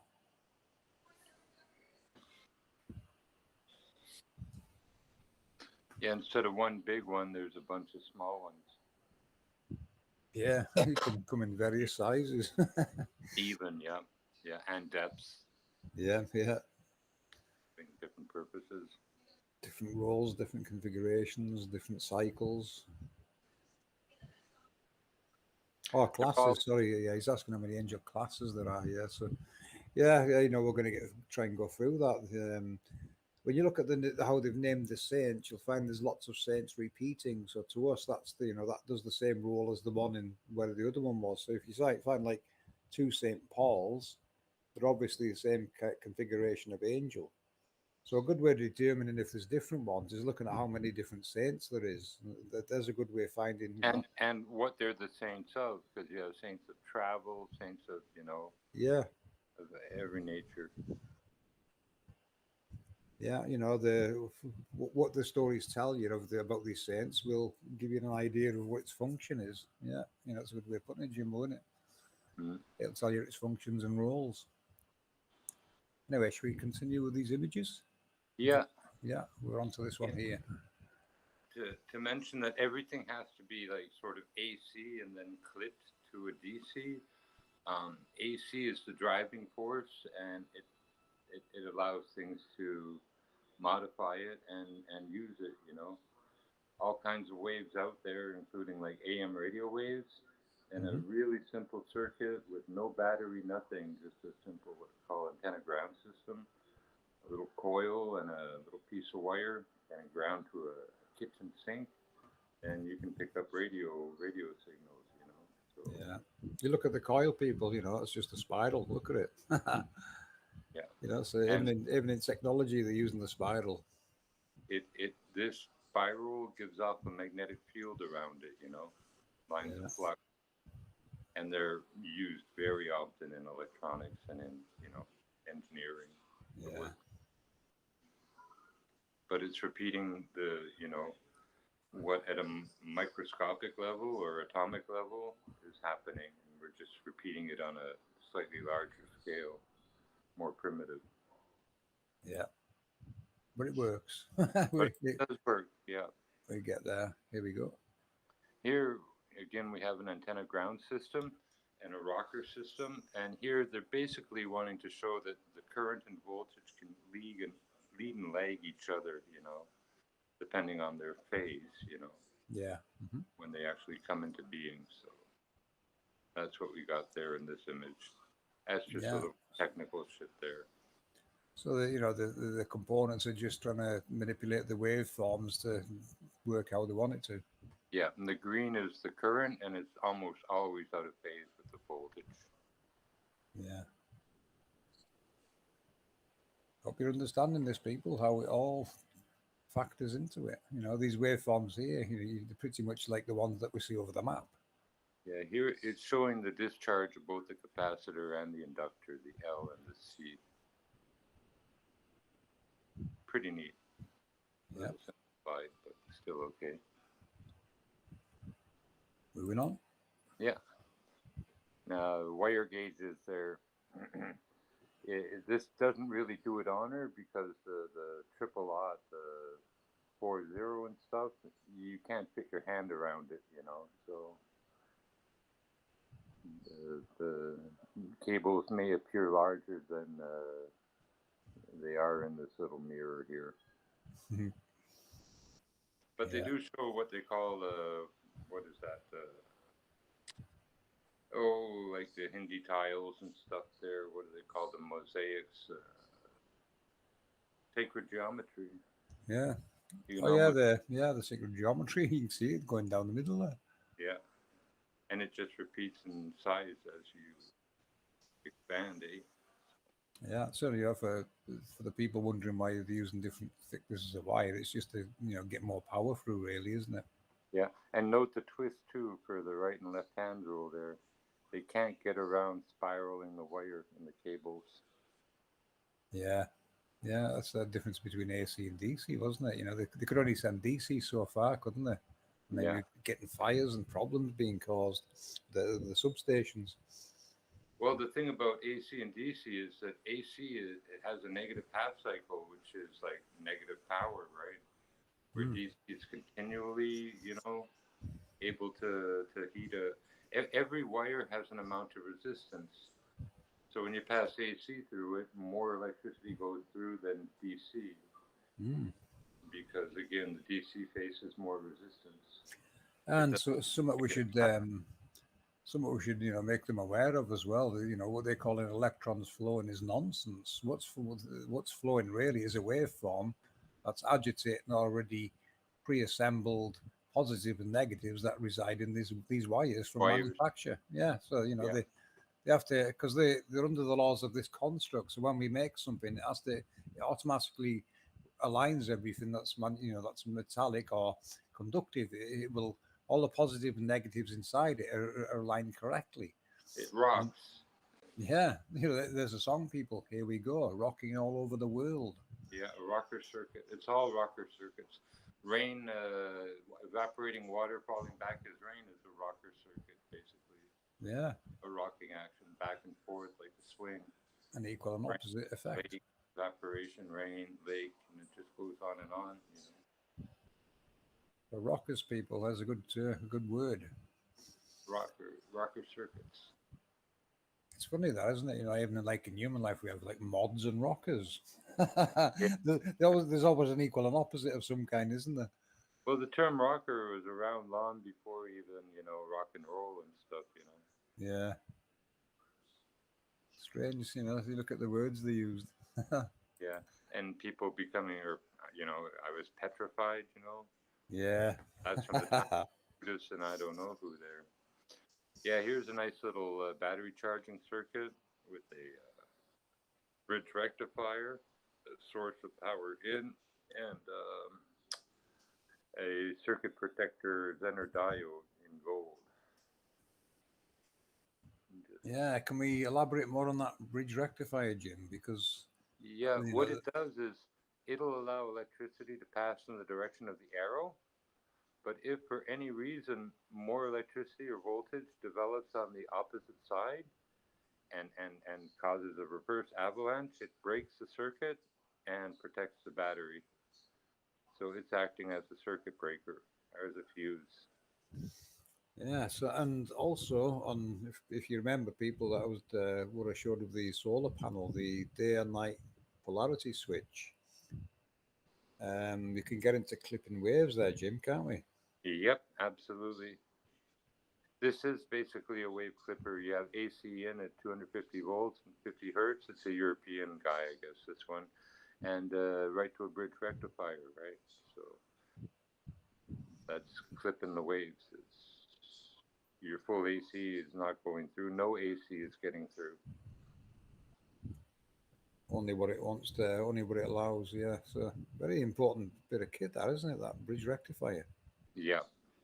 And there's hardly any radio equipment or anything that doesn't have one at the power supply, at the power source. And this is something I noticed on. There was a guy that was plugging solar panels in on his channel and directly powering power tools, but he found some worked and some didn't. And the some that didn't, people commenting, "Oh, some of them use a half wave rectifier and this, that, and the other," which would actually make sense now, doesn't it? Yeah, it may. Well, the half wave only gives half the power. Yeah, so You know, that's why it wasn't working. It's only giving it half the power it needs. So if you put a full bridge in there, it would work, wouldn't it it? would probably would. Yeah, and depending on the capacitance too, you need a certain strength of capacitor. Yeah, yeah. 'Cause- You'd have to upgrade a few components, wouldn't you? To yeah, But yeah, that makes so much more sense now why some things worked and some didn't, because it's working in half waves and full waves, isn't it? yeah, big difference. A lot of cheap phone chargers are half wave chargers. They take hours. You know. So if you want lots of power, obviously you're best using the full wave bridge then. Yeah, yeah, about Yeah, two amps at 5 volts. that makes sense. Yeah. Yeah. And somewhere else I was going to mention this bridge rectifier. If you remember the cross plate in the center of our grid, Jim, that reminds me of this of a bridge wave rectifier. Now Looks a lot like it, doesn't it, eh? it does. Remember the piece that crossed over into Greenland that you took a screenshot of? That's that plate in the center of our grid. Yeah, pretty much. Because again, So, so we're you know, where two metals plates interface, there's a junction, and we call them junction diodes. yeah, So any two metal plates that reside next to each other or on top of each other, there's an interface and there's a junction. You got your diode right there. right. So now we know the configuration on the grid that we're using over the map. What we've got in the center there, the center of that full wave, full bridge rectifier on our grid, we've got the heart of a motor which would produce electric. Yeah, pretty much. Yeah, So it's in the right place for it to distribute it, then, isn't it? yeah.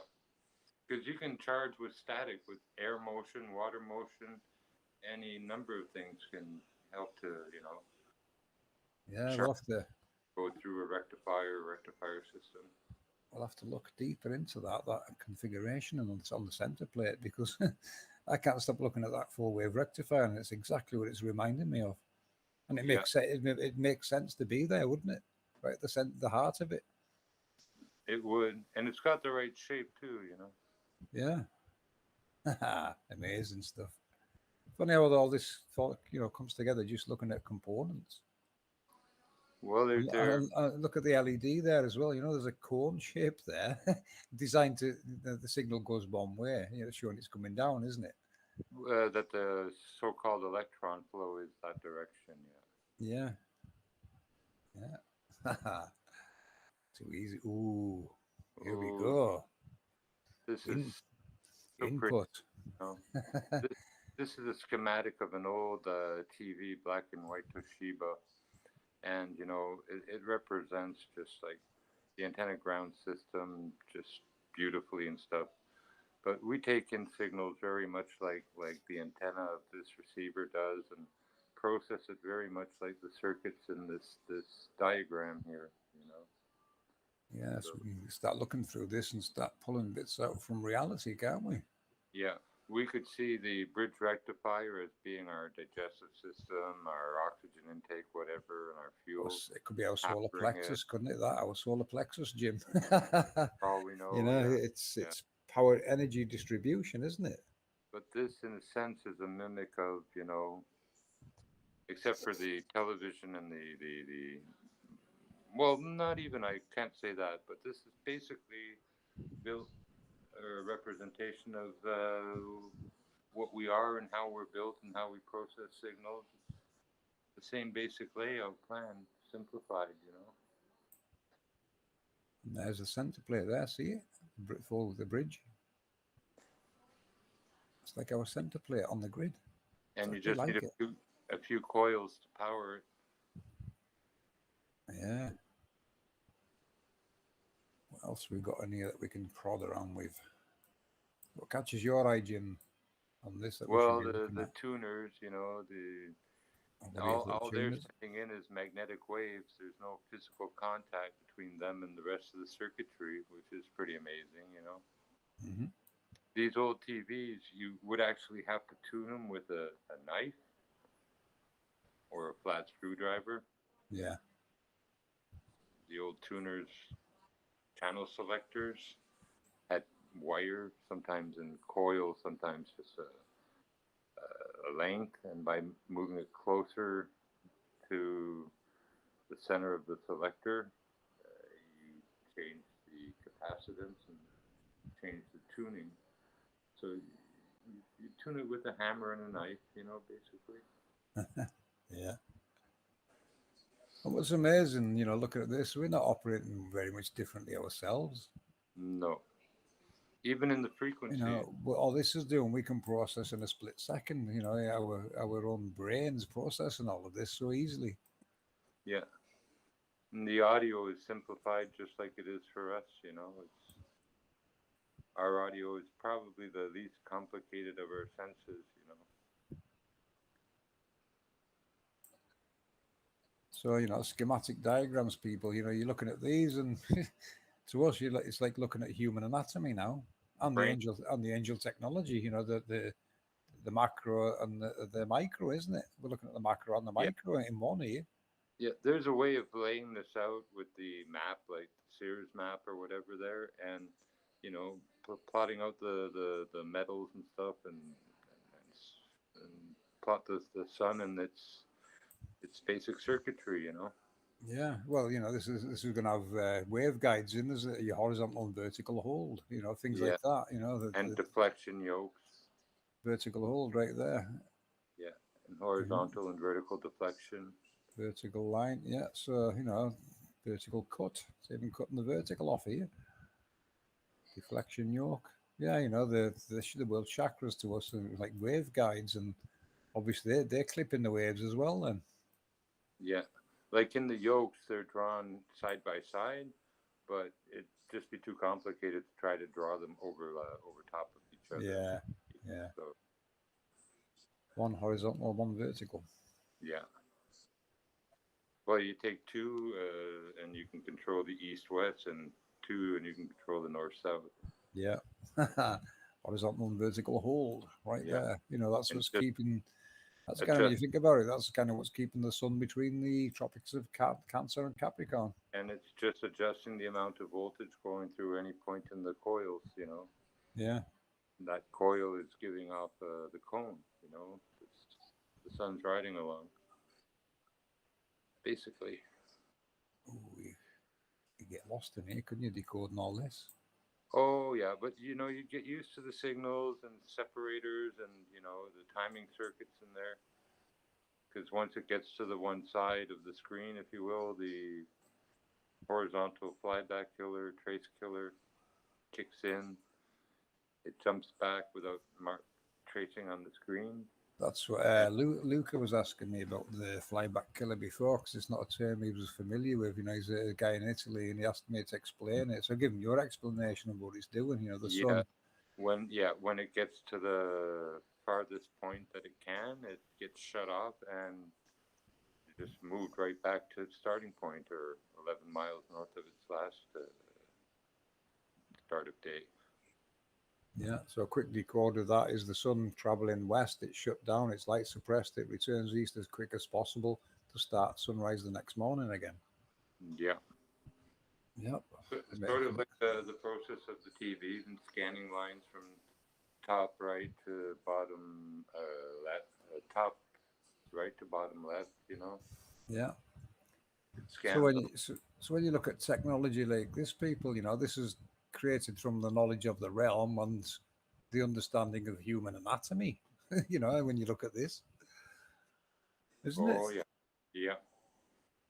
There's nothing new under the sun, you know. No, And even there isn't. our modern gadgets like this iPad, it's just, you know, this with color and with a transmitter and receiver, you know. It's Like like a it's like those old sigils videos we looked at, Jim. Remember we were looking at them, and they were just more technological configurations that we were decoding, weren't they? mm-hmm. More Yeah, like schematic diagrams of certain processes. yeah. Not much different to this, really. No, all grounded systems. Really no different. And you can even see what looks like to be, yeah, the waveforms down here. See that? Looks like a square wave, and this one's becoming a spiral. Yeah. So often square waves like that will be used for synchronization and timing circuits. Ah, Sometimes 3 waves are enough to trigger a circuit or a switch somewhere, like the flyback. what does So this what does this P stand for again, Jim? point to point, Point to every point. wave on a sinustyle or amplitude wave, Yeah. measure between 2 peaks, and it's the peak to peak value is 14. Is that so it can clip it if it was beyond it? Is it? If we clip it, we use rectifiers, Uh-huh. and we would just a second, I got a brain fart there. We'd clip it, and then a certain number of waves would trigger a certain voltage in a capacitor or something, and that would be enough charge to, well, engage the relay or trigger the horizontal flyback or do whatever, you know. Yeah. So yeah, by this, it's all by design, and everything's by design. Yeah, Yeah. Really is nothing new under the sun when you understand this. yeah. And with the transistors, they always work where a signal is applied to the base and it comes out the emitter, and that one is sent to the base of the next one. It's called cascade amplification and stuff, you know. So even when you see a transistor, usually it's to amplify the current or the signal strength, Yeah. the signal strength. It don't take many. Often 3 is enough for a lot of boost in signal strength. Yeah, really useful things on transistors. You know, remember that video I was showing you with um, the induction coil? Yeah, Yeah, there's because a lot of useful projects you can bring these transistors into, isn't there? oh yeah, and if you had to, you could use them as diodes if you wanted. You just wire them in as a diode. Yeah, there's a surprise there how you can use them as different things, these components there. Yeah, They've got like lots of uses. yeah. If you don't have a diode and you have a bunch of old transistors, you can just wire one in. Hey, No problem. when you get sorted back at home, Jim, you know, you set up again, you should maybe start some of these electronic courses and, you know, show Yeah, people how to make, you know, make some things that are all with useful. basic components, no integrated circuits. They hide too much. Yeah. Yeah, Well, they make it look confusing, isn't it? And it's not really when you break it down, is it? no, and you put together simple stuff like flashlights first, and then simple AM radio. You build a little AM radio that doesn't even take a battery. Yeah. That you ground out to your kitchen sink, and you get to listen to music. Hey, pretty cool. All right, let's jump to the next one. Yeah, this is just a high frequency tuner, basically. It shows a UHF socket for signal input, and then the circuits that are going to amplify it as it goes out towards the TV for output of sound and picture. But it's just cute. I liked it. I forget why I threw it in there. Yeah, it's a nice circuit, that. Yeah. And here's just a basic circuit where R is a resistor in this. It could be, a filament to a flashlight or any number of things. Yeah. A little LED readout for a number, a fob, could be anything. The resistor is anything that resists the flow of the current and voltage. So you just basically throttling it to get the voltage you actually need, then, yeah? Yeah. Yeah. Yeah. And protecting other components that take very little, like, diodes. They Yeah. take milliamps. So if you hooked them to a battery directly like this, you'd fry them. You have to go through a resistor. Yeah. Yeah, I've seen that happen a few times. Yeah. Oh, yeah. And again, if you take a clear LED, wire it in backwards, it becomes a photo charger, a cell that can actually capture a photon, if you will, and turn it back into electricity. Yeah, I've seen something about that. Yeah. So, Yeah. these are projects we need to look at, Jim, isn't it? And Yeah. expand on them. It just, wired in reverse, has a different purpose. I'm looking forward to them kind of projects, I am. Yeah, here are just some of the basic symbols you've been seeing throughout this. Few are new, but they're all pretty Yeah. self-explanatory.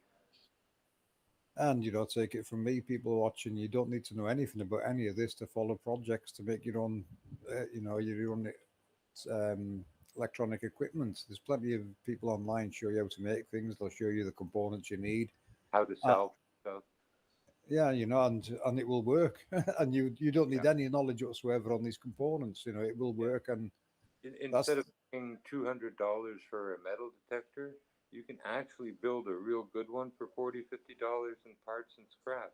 yeah, yeah, You know, you can use an old frisbee as a disc for your wire coil, and just move on from there. yeah. Broom Put the handles put for the your put, rod, whatever. put the frequencies in you want it to scan, and off you go. Yeah.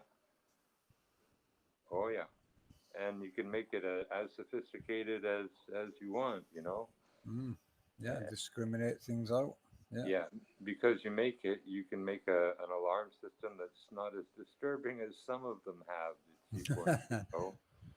Because, everyone for a mile around will know you're detecting, or it's like, say, come get me, and digging. It's almost embarrassing. Because you like to be discreet a bit. Yeah, best use headphones out to it. Yeah, yeah. And there's a little power supply. I threw that in there because, well, it looked nice. There's no swollen capacitors. Nothing looks burnt or cooked or fried. And it would probably work if you hooked it up and used it. And that's out of, I forget what, but TV. Yeah, I think it was for a monitor, this or something, wasn't it? Yeah, I old remember seeing the television. image. Yeah. And that's all you need to power a screen, people. Look at the configurations and how uses capacitors to store energy. Yeah, it hasn't changed. And capacitors today, they're of lesser quality than they were 10 years ago when, you know, they use a cheaper oil in some of them that have oil, and they use thinner plastic with a thinner layer of metal on it. So So it's they, worth scavenging the yes, the old old stuff then, stuff. isn't it? Yeah. Absolutely, definitely.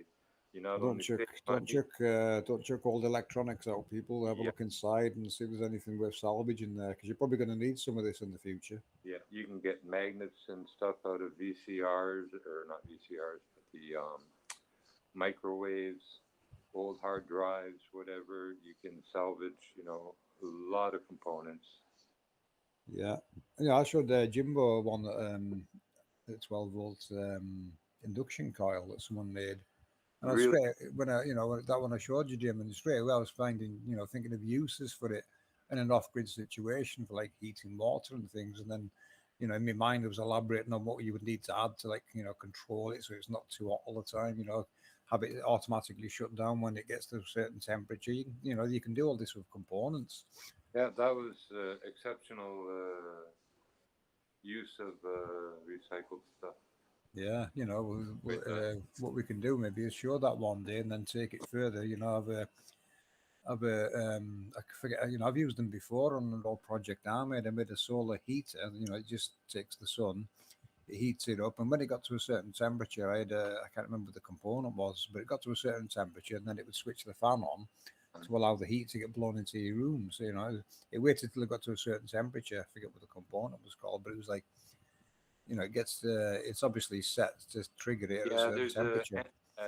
here we have ambient sensors, ambient temperature sensors that are Hmm. outside and placed in a place where the temperature is supposed to, in theory, stay about average. So what I done with it was, I bought the one, and I thought, well, you don't want it blowing cold air in, so I thought I'll buy a component that waits till it gets to about 20 degrees, and then it starts switching the fan on to start blowing the warmer air in, and it worked. Right. In the winter, it was just a small solar panel, and heat, the sun shining on. I think I got old beer cans and cut them up, flattened them, and put them in this box and sprayed them matte black, so it absorbed the heat. So, yeah, So it was a free heater really for so you can take heat from outside and put it into your home, that's and it right. was and it was all controlled by a solar panel that powered fans, through components switching on when it got to certain temperatures, or switching off if it got too hot.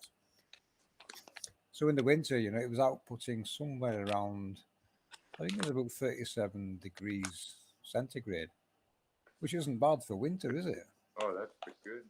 Yeah, it's nice and warm. It No, worked. that's It worked. I actually gave my mother one. She complained, and she it's said, too hot. I come round one day, she says, you'll have to have a look at that. It's not working. I says, why isn't it working? She says, well, it's still blowing hot air out. Well, it's the middle of summer. Yeah, I says, you only use it in winter. But she was using it in the summer, wondering why it's blowing hot air out. No, it was a winter one to warm your house up in winter for free. So these kind of projects I would like to see brought into our research and get people playing around with this stuff. It'll get your bills down. It's interesting stuff. It's related to how the construct works, and it'll give you a good idea. You can teach your kids this, and by the time they grow up, they're going to be electronic experts. I would have thought, just by playing and learning from an early age, learning all this. Well, I really have this big faith in a thing called the Arduinos, these little circuit boards. They allow Yeah. you to go so far and so fast, it's just mind-boggling. Mm. And then you can get into programming if you want a little bit, Python or C. Just an amazing way to get into it. Yeah. But 101 electronics kit isn't bad either. Yeah, we'll definitely cover more of these kind of topics. Is this the last image? This one, I can't remember. Maybe not. Yeah, Yeah. yeah, yeah, it Yeah. was. So there we go on the electronics presentation from Jim. Nice presentation, Jim, and thanks for taking us deeper into Well, how the and components work and stuff. well, hopefully we'll be at a point where we can just talk and answer questions from the people in the chat and stuff, and you Yeah, know, that's because stay on one track with this. yeah. They're asking chat there where to begin learning these things. Well, hopefully what we'll do is me and Jimbo will get a project going that you can. We'll present it on here and show you how to do it yourself. I actually done one in an older screen where you could use a solar panel and a phone battery to it'll charge you up during the day, and at night and it automatically switches LED lights on, and Yeah, the a thing the thing good runs place all to night. start is basic electronics and basic radio. AM radio. Yeah, it depends how deep you want It's to go. Heaven, you can follow people's tutorials online. We can give you links to some good channels that we've been watching. and it's cheap. All it takes is a soldering iron, some solder, and salvage stuff. And if you haven't got a soldering iron, you can use a lighter and a bit of wire. That's it. That's all you need, really. There's always a way of making things work. These are kind of these are what you would call life hacks, really, isn't it? Life hacks that you should learn. Well, when they had like HBO and stuff, and they were scrambling signals, it was people in not even 24 hours they hacked the HBO signal. Yeah. So, and they did it with aluminum foil and a piece of cable, which is pretty amazing. How they figured it out, I don't know, but they understood phases and other stuff, and they made the thing unscramble, and it didn't take a day to. It took them millions of dollars to do the scramble at that company, and just a day for a hacker to, you know, say it's all worth nothing. Oh well. Yeah, it happens. Yeah. People were more interested in descrambling the Playboy channel. That's what happens, isn't it? Yeah, and they did. And then at one point, a Max Hedron type person took over. There you go. Here, let me mute. I'm going to go down for a cigarette. Yeah, okay, Jim. I'll interact with the chatters, see what's taking place. You just catching the end of this. Yeah, Jimbo's presenting electronics into the APM research and showing you how it actually, pretty much relates to human anatomy, the way it works, and the construct, how it works. Humans and technology always seem to go together. Any recommended books? I'm no expert on it, Heaven. Jimbo might know some. He's just gone for a cigarette and then he'll be back. What I'm saying is, you can follow some channels online and get, salvage some components from somewhere, or even buy them from a local shop or eBay and make some of these, experiment. Have a look at what they make and see if it's any use to you. Like a battery charger or lights that switch on automatic at night. You can use salvaged components to make these things. I'll find the one that I made. Because I did make a circuit diagram for it, and it came from a channel called Big Clive. Which screen was that in? It's in one of our streams. Oh, there it is. I found it. So I'll put that on the screen, and you can have a little look. This was a project I followed online just to make one of these myself. When I was looking, I decoded that there's a polarity switch between day and night. So I was trying to figure out a way to prove that or utilize it. So I was detecting 1.9 volts still at night time. And if that was enough to cause the motor on my air pump to reverse polarity and become a water pump, it was actually running in reverse. And that's when I realized, there's power there at night we should be utilizing. So I'll just, there it is. I'll screen share this. You may have seen it, I don't know, but maybe other people haven't. That's the one. Share that and I'll just leave it playing and talk you through it. Yeah, it's on, yeah. So, this was my water, my air pump, which I found at night time was doing a reverse role. The polarity switch caused it to reverse the flow at night. That's what happened to this air pump. And that's when I realized there's things at night going on that we need to be harnessing and stuff. So I found this circuit on bigclives.com, this guy here. And I thought, oh, I'll follow that project. This one here.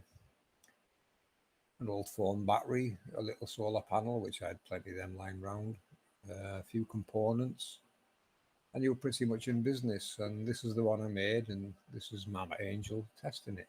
Come night time, it'll switch on. During the day, it's harvesting and storing the energy in that battery on it.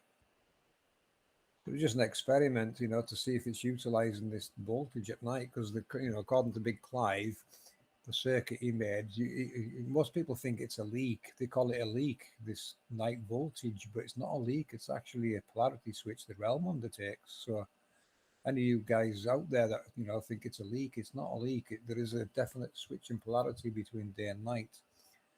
And Big Clive said this circuit takes advantage of any, this leak, which would be the voltage it's generated at night. And this is a schematic I made of it, of what's on the back of that solar panel. I made the battery, the components that are on it. So if you can go to Big Clive's channel and just copy what he did yourself, and you'll make one of these. I know some of these components anyway. So I like these kind of projects. You can take them further. You can expand on them, make them bigger, make them run your home even. And this one here, there's another little experiment making a battery level indicator. You just press a button and it'll tell you how much charge is in that the battery.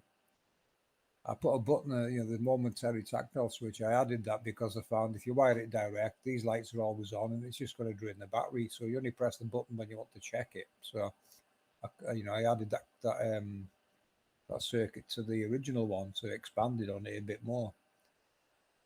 It's not essential, but I thought, it looks something nice to make, and it was just cheap, easy components, so I made one. That was just to show you people, you could teach your kids to learn your kids how to do this. I'll learn it yourself. Male, female, doesn't really matter. Boy, girl, man, child. You should all be wanting to make things and experiment. It's our nature, and technology is part of what we are. Know thy world, only then can you be at one with it. Well, we're really starting to know our world now, aren't we? And it's fun. Yeah, so it's there, Heaven. That's the one I made myself, looking, following a schematic on Big Clive's channel. So it shows you it's quite an easy hobby to get into. Treat it as a hobby, but also life skills. Some of these, some of the stuff we're going to be presenting and looking at, you can use in real life to, make life easier and get your bills down and heat your own water and things like that. This is what we need to be doing.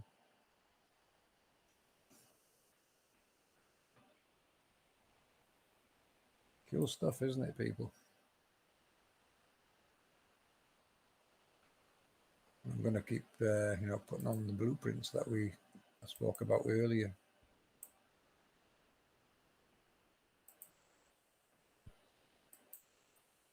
This very important blueprint that decodes a lot more than people realize.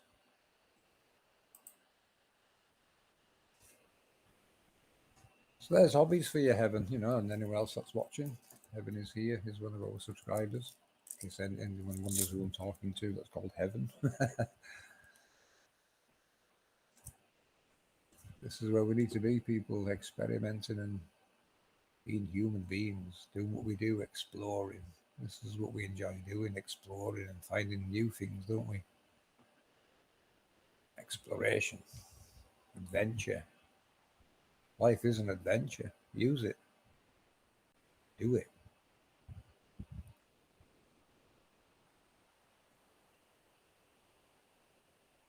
But yeah, you look at that decode there on screen. All your males and females decoded is the same technology and processes on this technology. So easy. And that's what we'll be doing different projects on this, showing you how different cultures' deities factor into this technology. This is the blueprint for it. It's an APM blueprint that we're going to show you how it all factors in.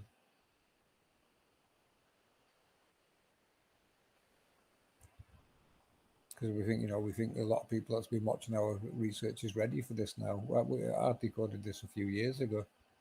It's just been sitting on the shelf waiting for the right time to be using it, and now people are asking to decode the Eye of Horus. It's a good time to introduce it as part of a bigger picture. Hello, Jim. Welcome back. Thank you. Yeah, so electronics projects, Jim. I'm looking forward to them. That's like kind of fun. Yeah, because you can always find stuff to pull apart and desolder and reuse components.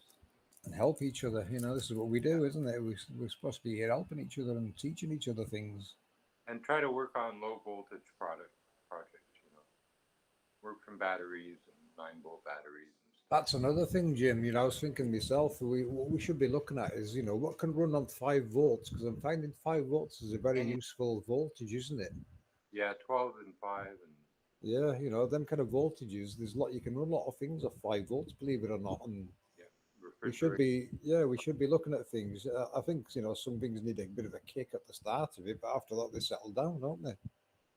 Yeah, and you can charge with 5 volts. You can start charging batteries, and Yeah, USB chargers and things. That's you can you can have a a solar panel charging all kinds of things for you.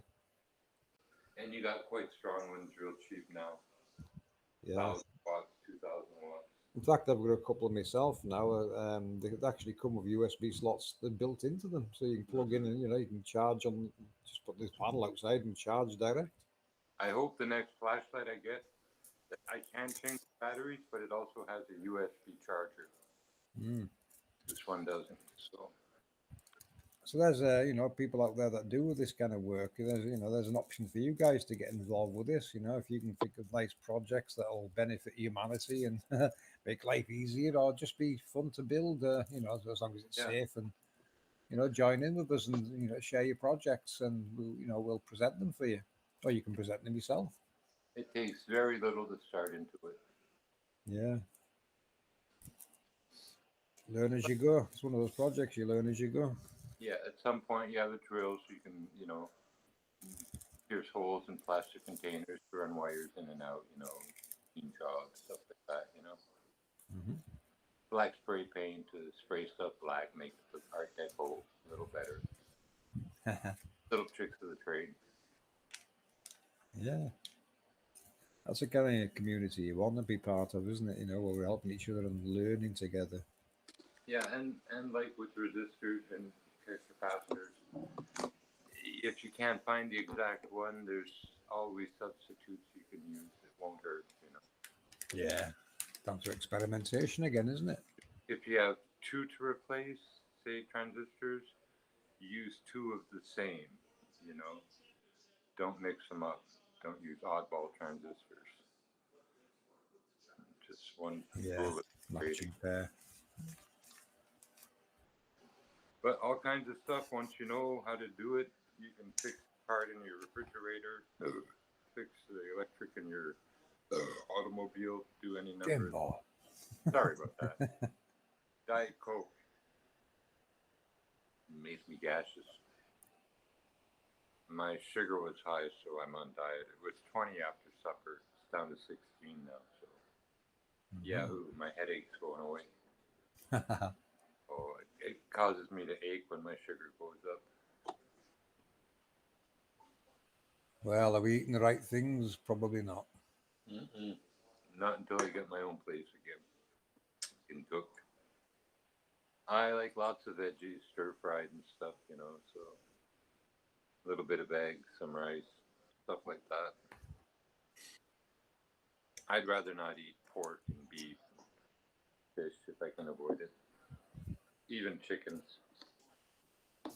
I quite like, roosters and stuff. They're colorful, they're great looking birds. And they used to have to Um, protect them from rattlesnakes and stuff. So they like don't fight well against rattlers.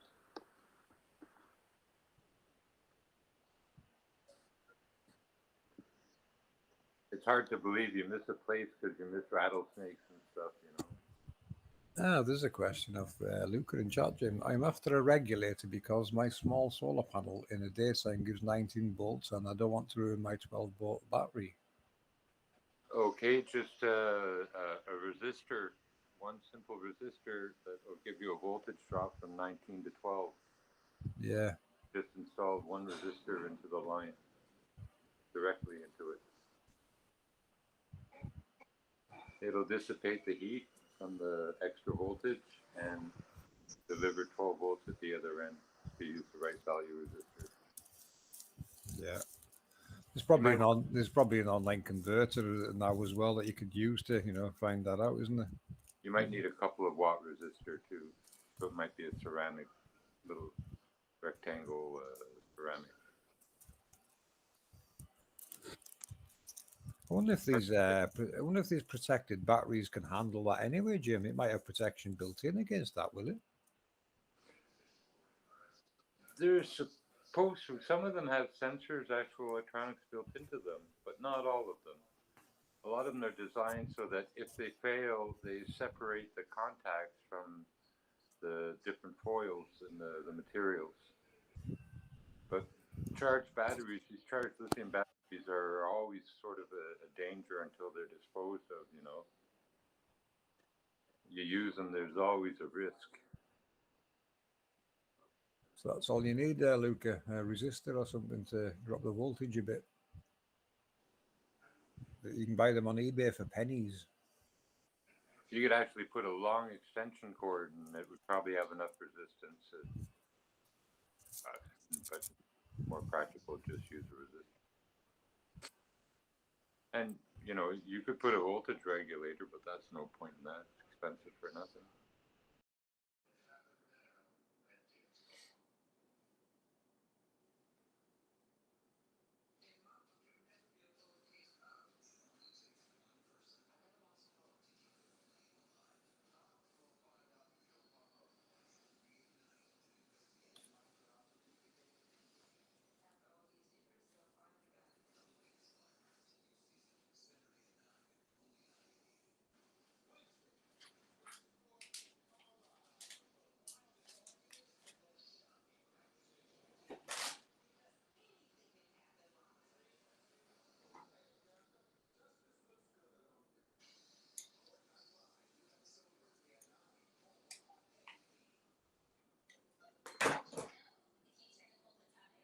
More gas.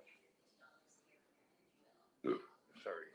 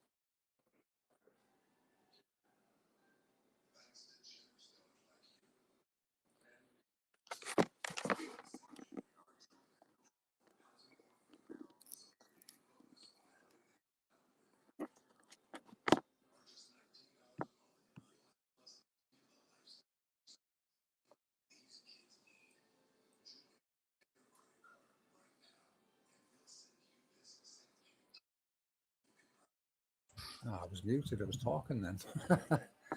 Sorry about that, people. But yeah, I was just saying, I think we'll shut the stream down. Oh my God, the audio is real low. Which, mine?